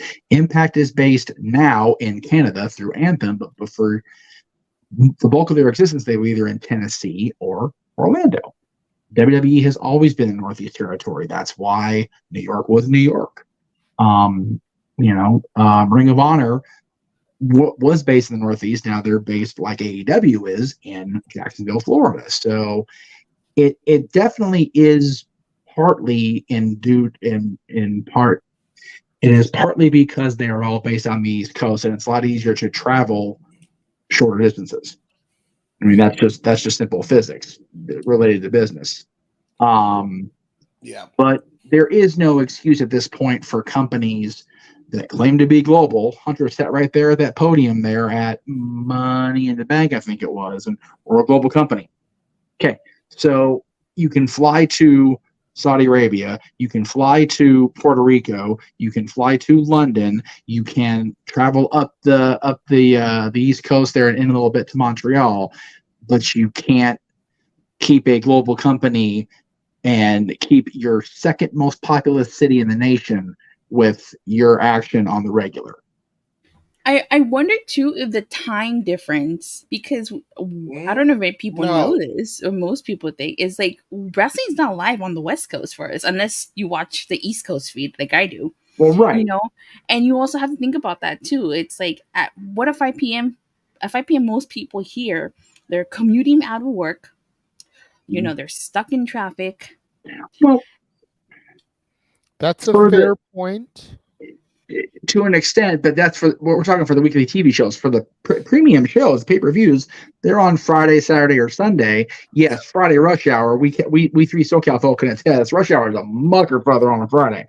Yeah, good luck with that. Bumper to bumper. But on a Saturday night or a Sunday, early to go back to your time thing, starting a show at 4 o'clock or 5 o'clock in the afternoon in the early evening on a Saturday or Sunday, there's no reason they can't get a hot crowd in there.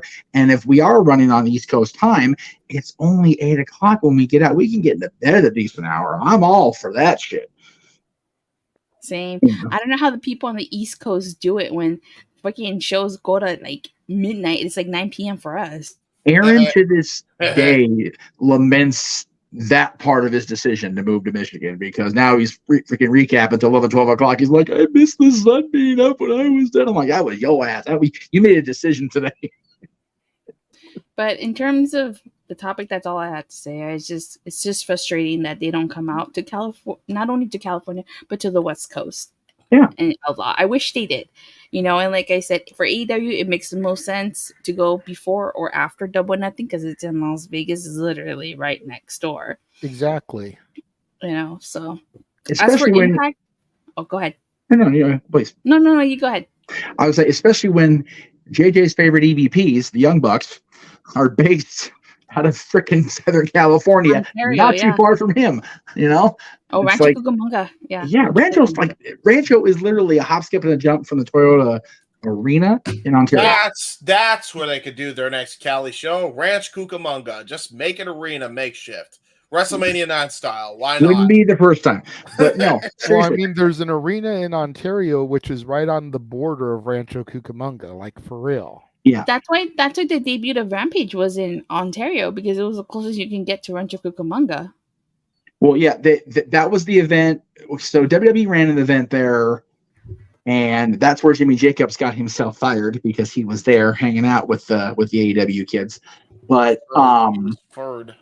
AEW's, two of their 4 founders, primary whatever, are Matt and Nick, and they grew up like maybe 5 feet from that damn arena. Like, seriously, there's no excuse why these companies that have a global reach, and I agree with King Mike's assessment to a certain extent, because outside of the Ontario Reign hockey team, which is the Kings minor league team, and I believe the Dodgers minor league team also plays in that general area, like in the Inland Empire, the 66ers. But yeah, there's no reason why these global companies that have this big reach can't reach just a little bit farther. Jeff, just an FYI, and I know Wiki is self-edited, so you can never bank on complete accuracy. Fair. According to the Young Bucks Wiki page, they moved to Hesperia in 2003. They live up here where I am now. Right. So, oh no,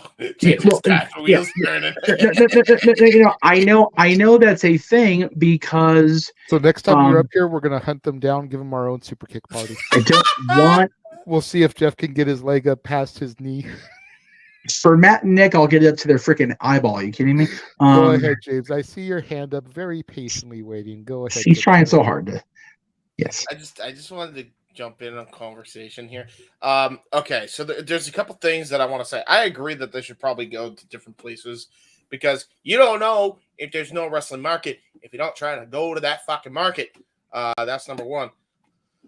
There's a few reasons why I could see them being apprehensive on it. We were talking about finances when it comes to travel. I don't think travel's necessarily the issue. Because there's a lot of wrestlers that are based out here, so it's not that much for travel. I think the issue is the West Coast, for whatever reason, especially the arena folk that runs the venues, they tend to charge a pretty penny when it comes to wrestling shows or any sports shows of any kind as well. That could be a factor. When it comes to minus Texas, only because there's a lot of buildings and hills that you could actually get around of. I think the rest of Tornado Alley, there is that risk of weather, so that would be an issue as well. Right. That might be why they don't go nearly as often to different places there. And even then, they have to make sure the weather is checked in advance, and they have to book it like 2 weeks in advance as opposed to like 2 months, because weather always changes, because weather's a bitch, especially in Tornado Alley. So it's like that could be a possibility. Just there's probably so many factors where they're like hesitant to it, but I agree. And I think we're all talking about just Cali, but I think going back to the general question of is the market oversaturated by everybody going to the same hotbed all the time at the same time? Yeah, it is, and it's a big freaking issue. Yeah, I think the most money-making opportunity time was during the Monday Night War. And yes, they went head-to-head in different cities sometimes. But most times, they were in different places. A lot of the time, they were in different places. WCW still had that southern area. WWF had that northern area, in the U.S. That's basically kind of how they separated themselves. For years, yeah. For years. And even in the Attitude Era, they were doing that for years. So it's like, I think wrestling companies should do that more often. I think and here's a case in point. The reason the UK is selling out every show lately is because they're starved for it, right? Yes. You look at NWA, they sold out. If NWA's selling out, they're starved for the shit. You got freaking WWE that have Money in the Bank in the Wembley Arena. So the O2 sold out. Wembley Arena sold out. Wembley Stadium's nearly going to sell out with AEW, right? And those arenas are very far apart when you consider the UK area, right? And plenty of people are traveling outwards to see that historic show in Wembley Stadium anyway. Do stuff like that. Go to New Mexico. Go to Arizona. Go a lot more often. Dude, do a freaking you do a freaking thing with New Japan. How about we have a Forbidden Door for AAA? With how crazy they're getting. Like, I don't even know if people saw it. You know what's freaking crazy? When QT Marshall and Pentagon Jr. had match of the night with their ambulance match, even over Kenny Omega and El Higo del Vikingo, which was a banger in its own right. Just saying, like, why not try to partner up with them and do a show there? Do a joint show in Tijuana. Do a little Mexico tour. Well, if it's I've been saying AEW, that though, for a minute. Sorry. Huh? I said I've been saying that for a minute. I've been waiting for WWE to do a PLE in Mexico City. I think several wrestlers are pushing for that. I know they had 2 shows this weekend in Mexico, but I think several wrestlers are pushing for a PLE in Mexico. They should. Yeah. And the thing with AEW doing that is they have to get Jeff and Karen Jarrett bulletproof vets if they go back there with them. Dude, they'll be all right. No. They will. No. Seriously, Jeff talked about this on the podcast.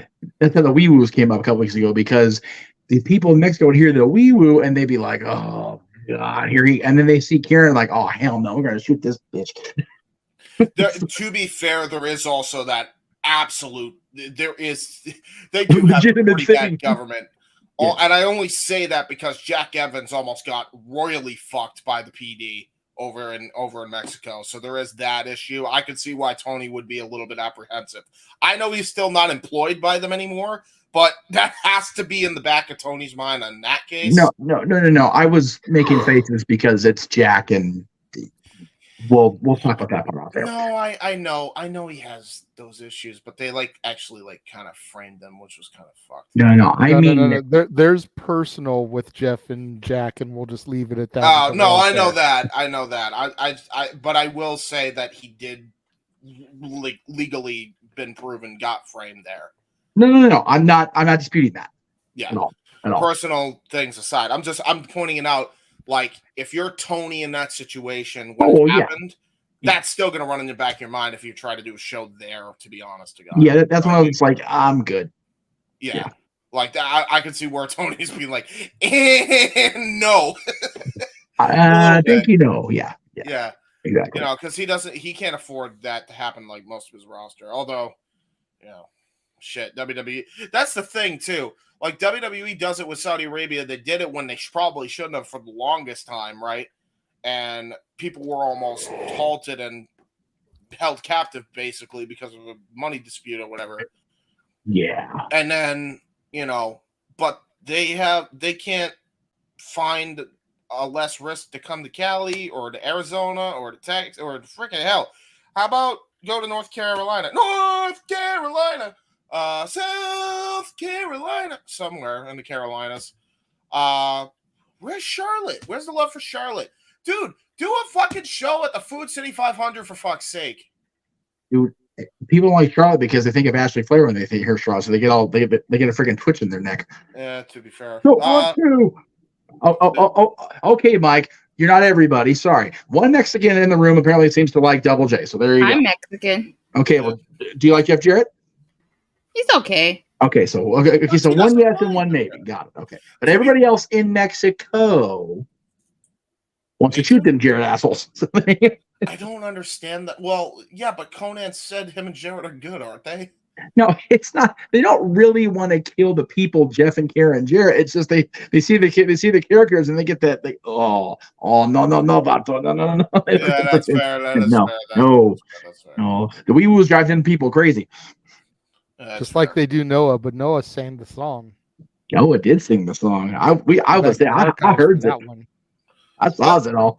Speaking of which, Noah, what do you think about this topic, buddy? I need to go change laundry out, so have fun with this. I'll be right back.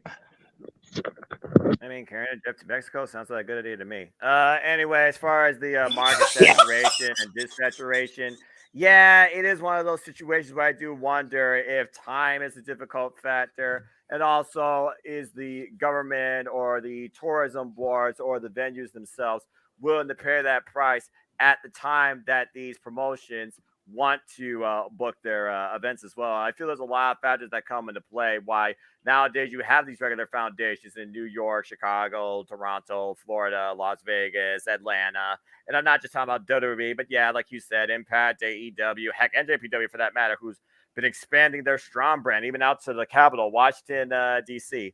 There definitely is a hunger beyond our country, way more here than for professional wrestling. But I feel that the West Coast, yeah, you are get starved a bit. Yeah, you get the big show once in a while. You've had 2 WrestleManias in South and North California. Which one's worse? You tell me. I don't fucking know. And then, of course, you have the crypto arena, if you all believe that scam. Next thing you know, you're going to have the NFT center. So I'm sure that'll get built sooner or later. But yeah, I do feel like that you all on the West Coast are denied. So the closest point that you have is Las Vegas, which they just invested billions of dollars in a giant LED globe. Okay, that's something, I guess. That's where our freaking tax dollars go. No wonder we're in nation's debt. But anyway, yeah, it's one of those things that I'm like, well, sucks to be you, but it is what it is because, hell, even at the stuff around me, it's not like I'm going because I'm frugal. So it's like why it might be more approachable for us here in the Midwest and the freaking Northeast or whatever the fuck you want to call Boston, New Jersey, the armpit of America, New York, Maryland, Maine, whatever the hell geography lesson you want to put it, Rhode Island for that matter. And you all got more than enough stuff extra out there when it comes to the fact that I feel the West Coast, the capitalization and the world of all things entertainment and professional sports, because, yeah, you are essentially the home of MMA in California and Las Vegas. No, to be fair, even you guys in Ohio are getting a lot more shows than you ever used to back in that area of the country as well. Yeah, but not in Toledo, so what do I Well, no, that's fair. That's fair.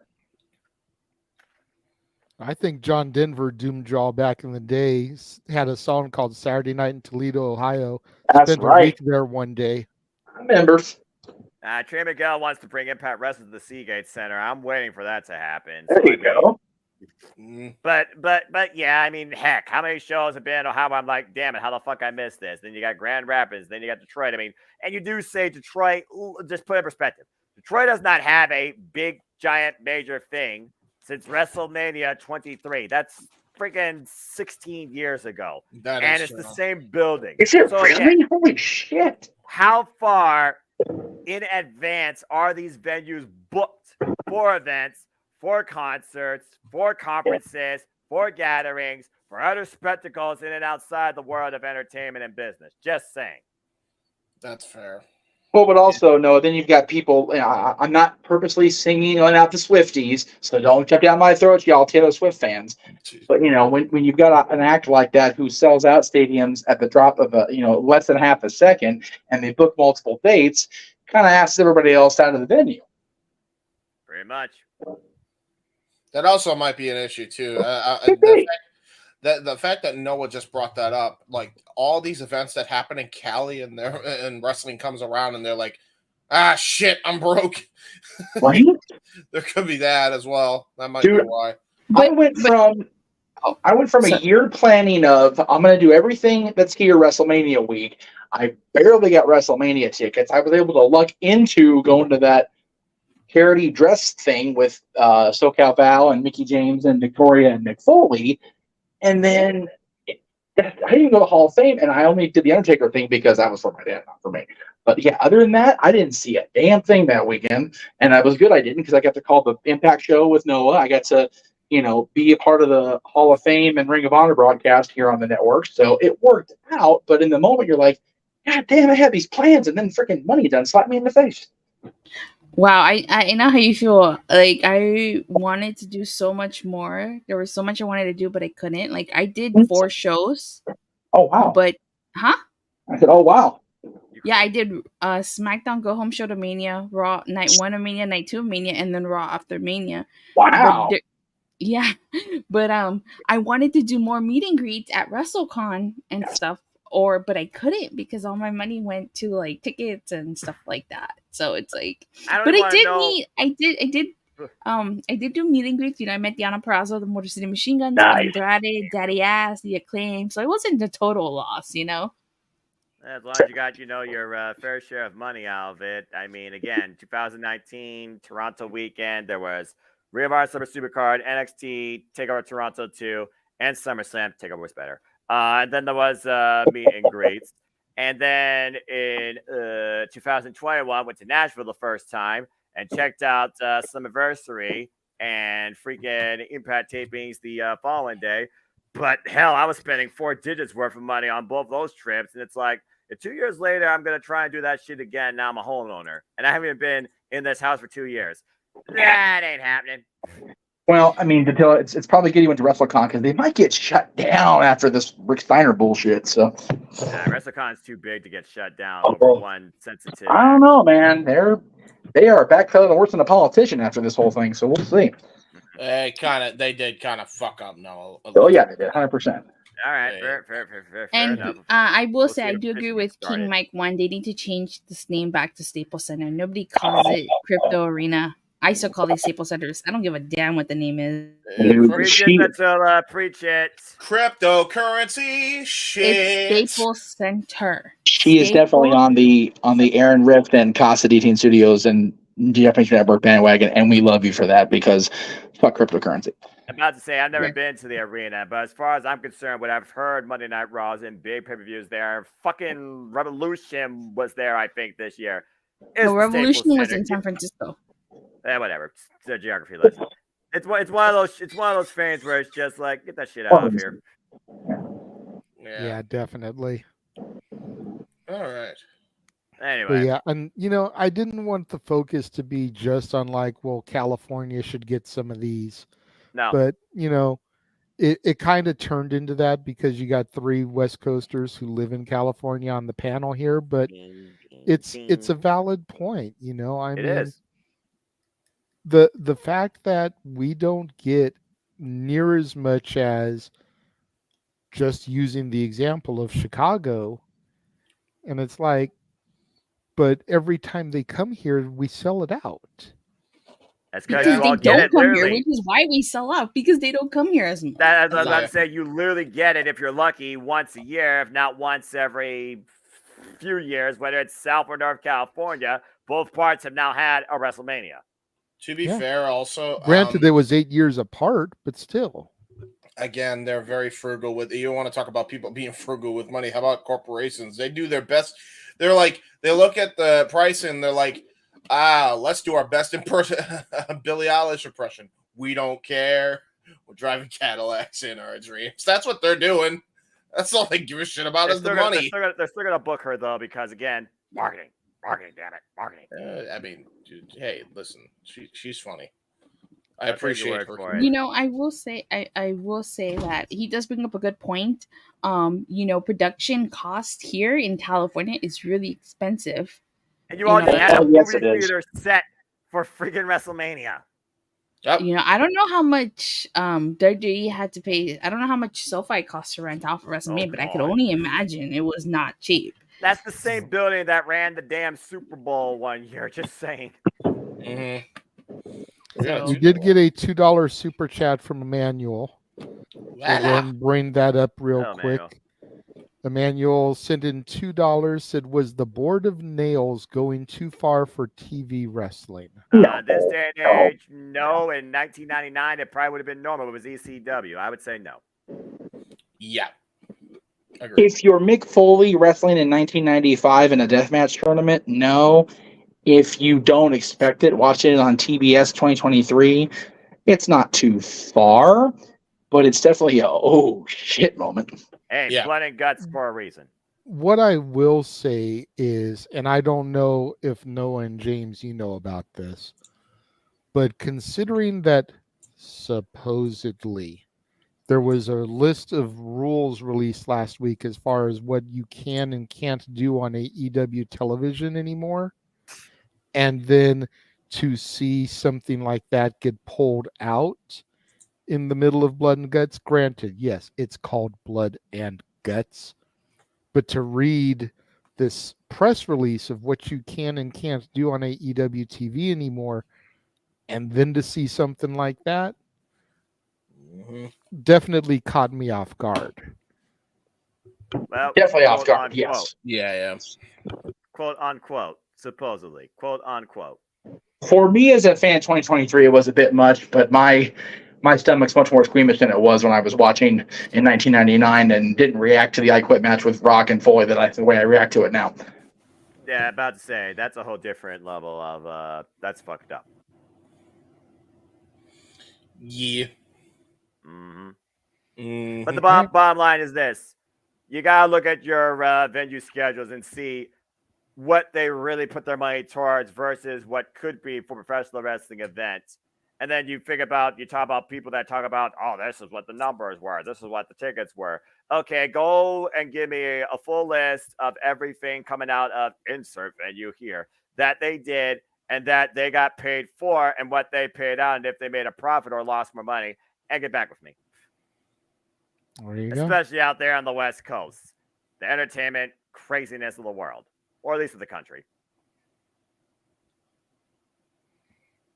Yeah. Fair enough. I'm here just trying to walk from the laundry room back to the house.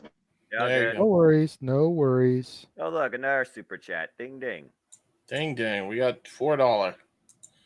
Well, Emmanuel always likes to spread it out on both channels. So when I saw the first one, I figured the other one was coming. Yeah, I could use that $4. I need to get me more Mountain Dew. This 1 liter's almost out. So the other super chat from Emmanuel says, how much longer until they admit that Vince is in creative? They're smart. Yeah, they don't have a choice. No dirt sheet's going to be straight up. Vince is back in creative. It's like Vince might be approaching his own way towards creative, but yeah, at this point, never if they don't want to have a backlash. Yeah, I don't think they're ever going to admit Vince is back. No. And in my heart of hearts, I still don't believe he's 100% back involved. I do believe the rumors that have been going around about how he's been phoning in and making the occasional change to the format in the show. That I do believe. But as far as being 100% involved in the creative direction, I still don't believe that he's there. So we're giving him 15%. Got it. It may be 25. That's still too much. And it will increase and increase and increase. Most likely. I mean, I still feel like for the most part, you can see Triple H's stamp on things. And that's enough for me. Agreed. Until we can't. Make the women's I'm still worried. I'm still worried that he's gonna keep changing shit, and it's gonna frustrate the shit out of Triple H. And I'm worried that he might fucking drive him batshit insane again. I mean, the guy's got a pacemaker for Pete's sake at this point. If he can survive that, if he can survive whatever shenanigans Vince tries to throw at him. Well, we're also human. Allegedly. I don't know. Ask Jerry McDivitt about that, Noah. Yeah, exactly. I was about to say we're human, so. After all, well, most of us are. Who's to say who's not human? Who's to say who's human and who's a robot anymore? Especially in the world of the Twitterverse. He is a straight cyborg. Vince McMahon has always been a cyborg. He always will. Casey Gallagher said it right. It's called now, Noah, the Dead Bird app. Get it right. Dead Bird app. Who called it that? Oh, Twitter. Casey. Yeah, Casey. July 31st. I'm out. Wait, you're out of Twitter?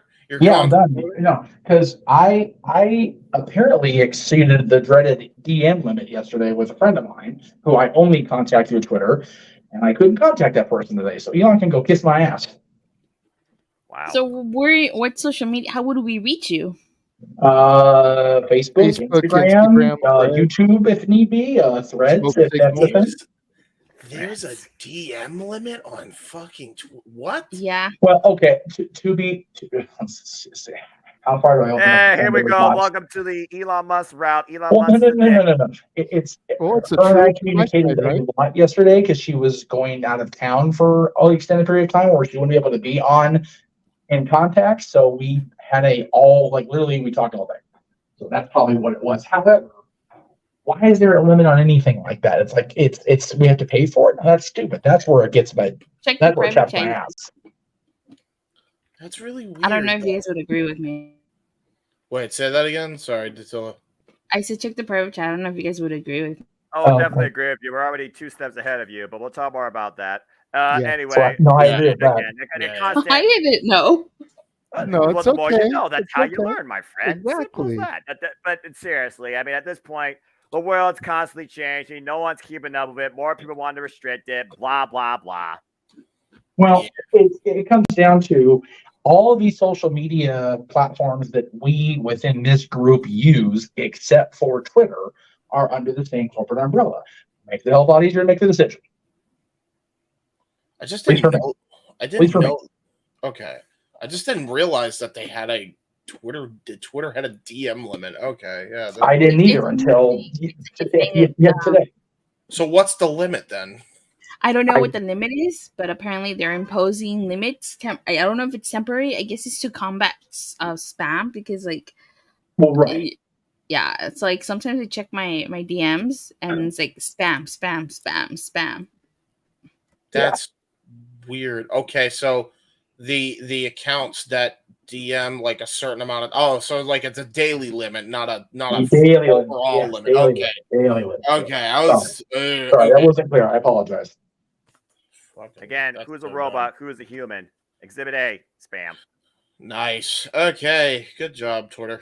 Elon Musk, you're doing a great job. Internet. I mean, Twitter's just right now the main source, it seems, of it. But then again, 6 months ago, Facebook was the cesspool because we couldn't get, it's just, everything's subjective. I'm just tired of the constant, seemingly unnecessary changes to that particular platform, so I'm just not going to use it. Yeah. Don't blame it's really as simple as that, as you would say. No, it's not a big deal. I just happened to think about it when you mentioned it. You engage with this platform all the time. I don't. I just simply go, hello. Oh, wait, there's no wrestling on? Okay, bye, see ya. Click. Right.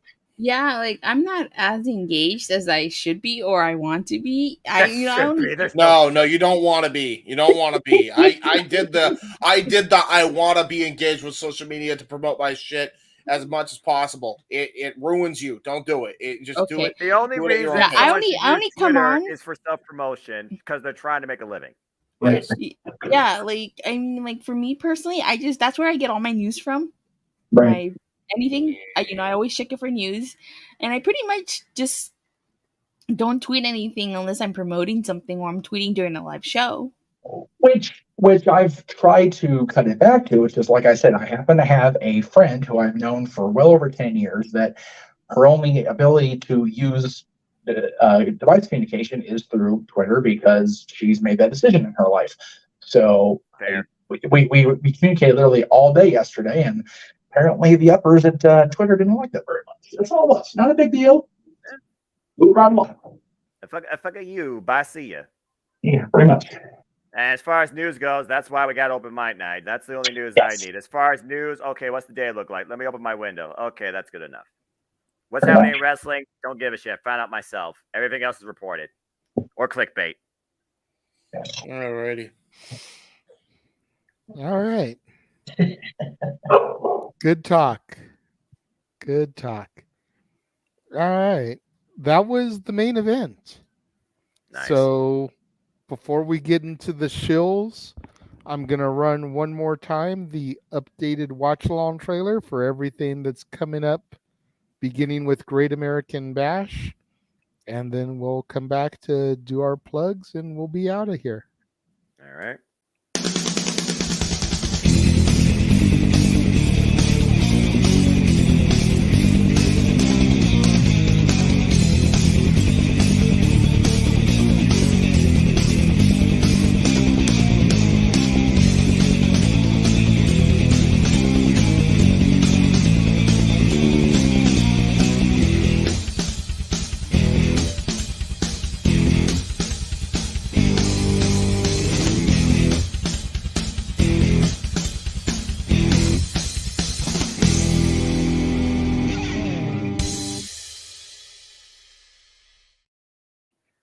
All the wrestling, all the freaking professional wrestling and sports entertainment. Yep. And when we get the new one next week after Great American Bash, there will be a few different images in there that the big boss man sent me. Was like, I don't know what it's going to take to redo the trailer. Is like, well, I already did the new one, so I'm not going to do it again. No. But once Great American Bash happens and we update for the next one, I will switch some of the images. Most of them are still the same. There's only a couple that you sent that are different. Right. If I may jump the line here, because I've been called back off the telephone as far as plugs go. There you go. Okay. I know I'm the founder. I shouldn't be bowing out first, but I've been called away. Words for passions. That's fair. I don't know what the lineup is, so I'll just go ahead and go in here and look and see where my shit is. Okay. So that didn't happen, so we can skip that. So Monday, I don't have anything live as of yet. That could change. But Tuesday, of course, talk wrestling across the multiverse and No DQ and the Great Cherry Brand on Tuesday, 10:05 Eastern, after the original airing of NXT. The Great Cherry Show, let's see, Wednesday. Should be there. Don't call me. And then JJ and I have our dad's episode on Friday, which I will let him expand on greatly in further detail because he is bringing a special guest on that show as well. But I'm very much looking forward to dad's this week.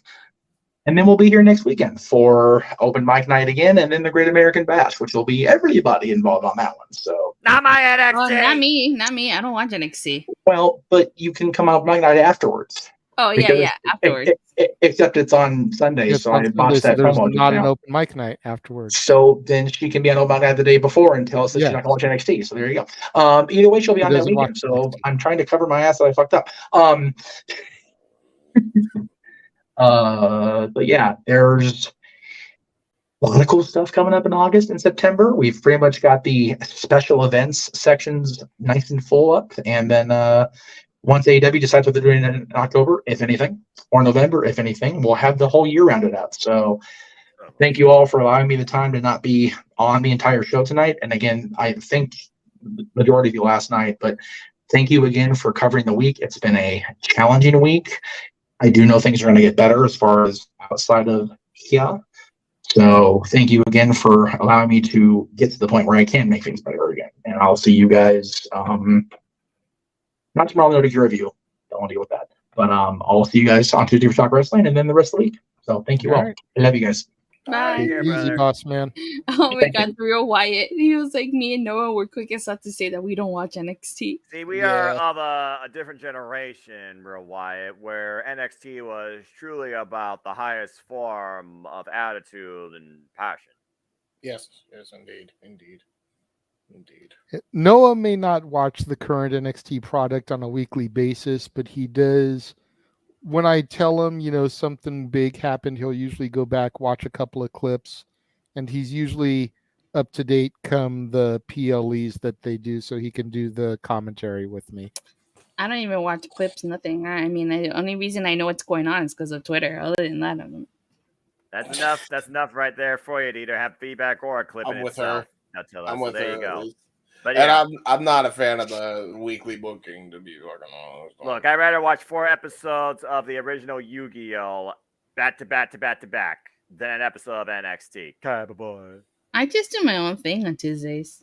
What do I do on Tuesday night now that I think about it? I play something. I sleep. See, that's me on Thursday. That's about it. No, Thursdays I watch Impact. Yeah, See, I usually either forget that Impact is on or I'm too busy trying to watch movies for my reviews because it's not a WWE AEW night. So I just... So that's me on Thursday. The way you guys are for Tuesday and NXT, that's me on Thursday with Impact. Yeah, Thursday Impact. I'm loving what they're doing right now. A lot of new developments right out of the gate with Slammiversary. Yeah. Great episode. Been a great week of pro wrestling in general. Definitely, just overall good times all around. And enjoy your birthday, Raymond. And hey, we're wise with us, Attila. Black and gold for life. But yes, like I always do say, because I'm not going to deny talent like Lyra Valkyria, aka the format of Valkyrie, WD name convention still fucking suck. Ila Dragunov, Dijak, people literally from our NXT, people from NXT UK. Fuckers killed that brand, dickheads. And again, Better than what it used to be, but I digress. There you go. All right, so as we begin the shills here, make sure you guys subscribe to the members only section of the Casa D18 Studios channel, where you will get all of my Renegade Wrestling reviews. This month I've been covering the Black and Gold NXT, Noah's NXT. This Thursday will be my review of the Best of NXT TakeOver 2018 DVD.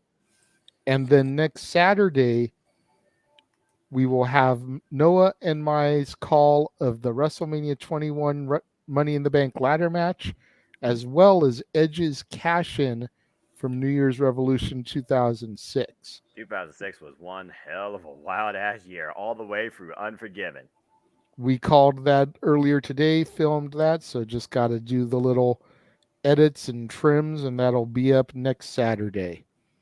Currently in the community section, you can vote for which SummerSlam match you'd like to see Noah and I do a retro call for. That is for the members only people.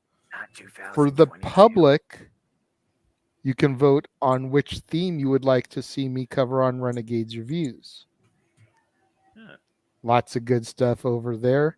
And then, of course, we're going to be wrapping up over the next 9 days my coverage of Walt Disney animation. Got such things as Wreck-It Ralph, Frozen. We've got Strange World coming up. We've got Encanto. We've got Raya the Last Dragon. All those things still to come in the next few days. Datilla, go ahead and tell us about your channel. Well, my channel is Rangers of Wrestling, which is a unique blend of pro wrestling and Power Rangers, hence why you see a Thunderbolt in the middle. So I cover wrestling, Raw, SmackDown, AEW Dynamite, Rampage. Sometimes I cover Collision, sometimes I don't. Impact, I don't cover it on a weekly basis, but I do make an effort to cover the pay-per-views and all of the Impact Plus specials.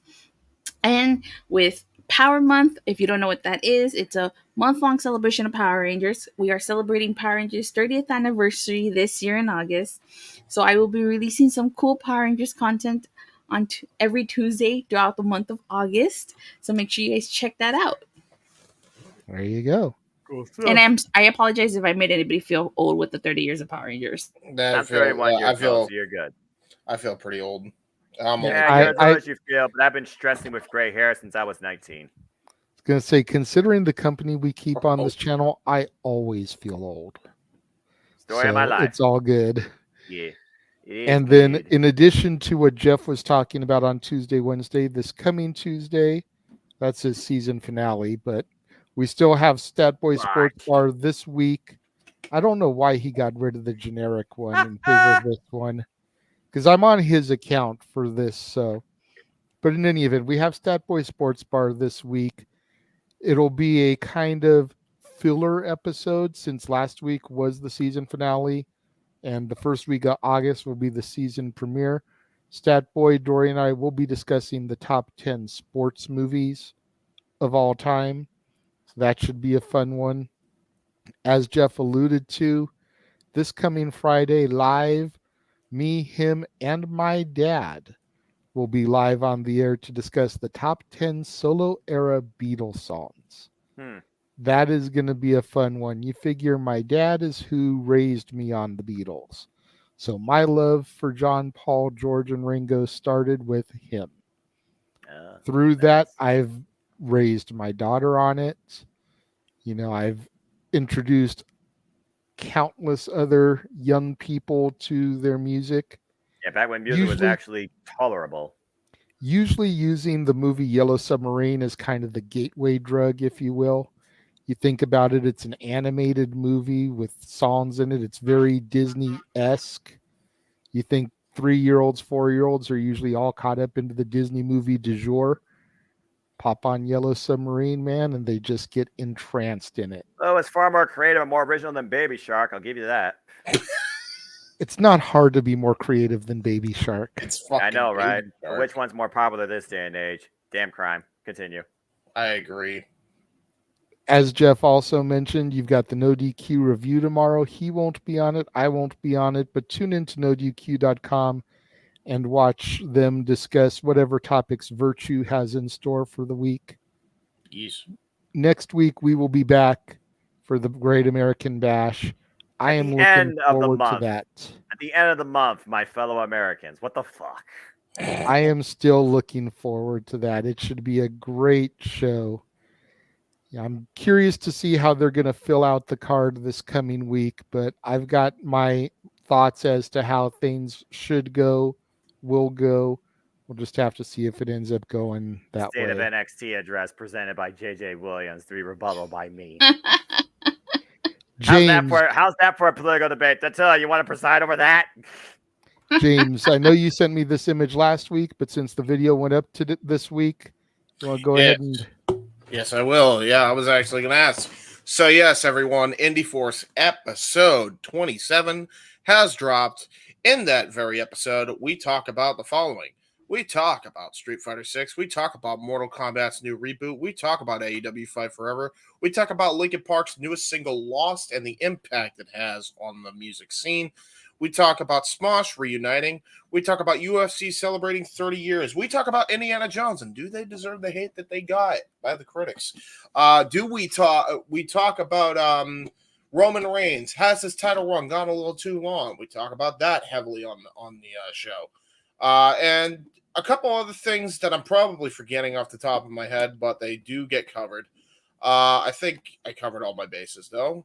All capped off with a huge update right in the left-hand corner on Weymouth Youth Wrestling. My CIW League, 52 weeks have been recorded of our actual legitimate show that we will be debuting, hopefully, once we get all the stuff edited and ready to go and be purposed. So if you're excited for that and you want to know what the hell I have planned, or if you're a fan of Women's Youth Wrestling or have never heard of it and are curious, watch that episode of the Indie Force.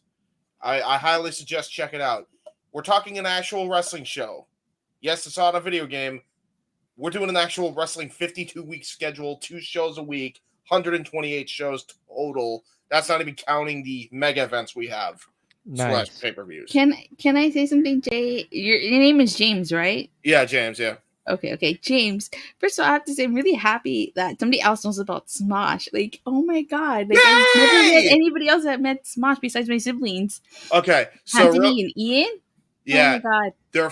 They rebought Smosh. Yeah, I heard they bought their Smosh back, right? Yeah, it's super cool. Like that's super meta. You remember Boxman? Boxman's got a girlfriend. Yes. You've been after peeing his pants. What the Fire Truck is my ultimate favorite thing that they've ever done. Food super fight underrated. with the donut. Yes. Yeah. Okay. Here's a little bit of trivia, and then we'll go to the next blog real quick. Favorite newest Smosh member and favorite out of the 2 old Smosh members. Okay, first of all, I have not seen the new Smosh. I fell off Smosh you are years missing ago. out. I used to watch Smosh when it was only Ian and Anthony. Like okay. And it's so weird because like they were one of the first YouTubers I saw, and they did. All right, I guess we can. And they did like covers of theme songs. They did Mortal Kombat, Power Rangers, Teenage Mutant Ninja Turtles, the 80s version, Pokemon, the classic one. That was really cool. Of course, yeah, the thing that blew them up. Real quick, I will tell you this though, because this might shock you. You know who they have in the cast now for Smosh? Who? Do you remember Shane Top and Damian Haas from Disney's So Random? No. You don't remember Shane Top? Really? I thought you'd be. I don't even remember the show So Random. What year did that come out? Okay, well, Shane Top was on iCarly.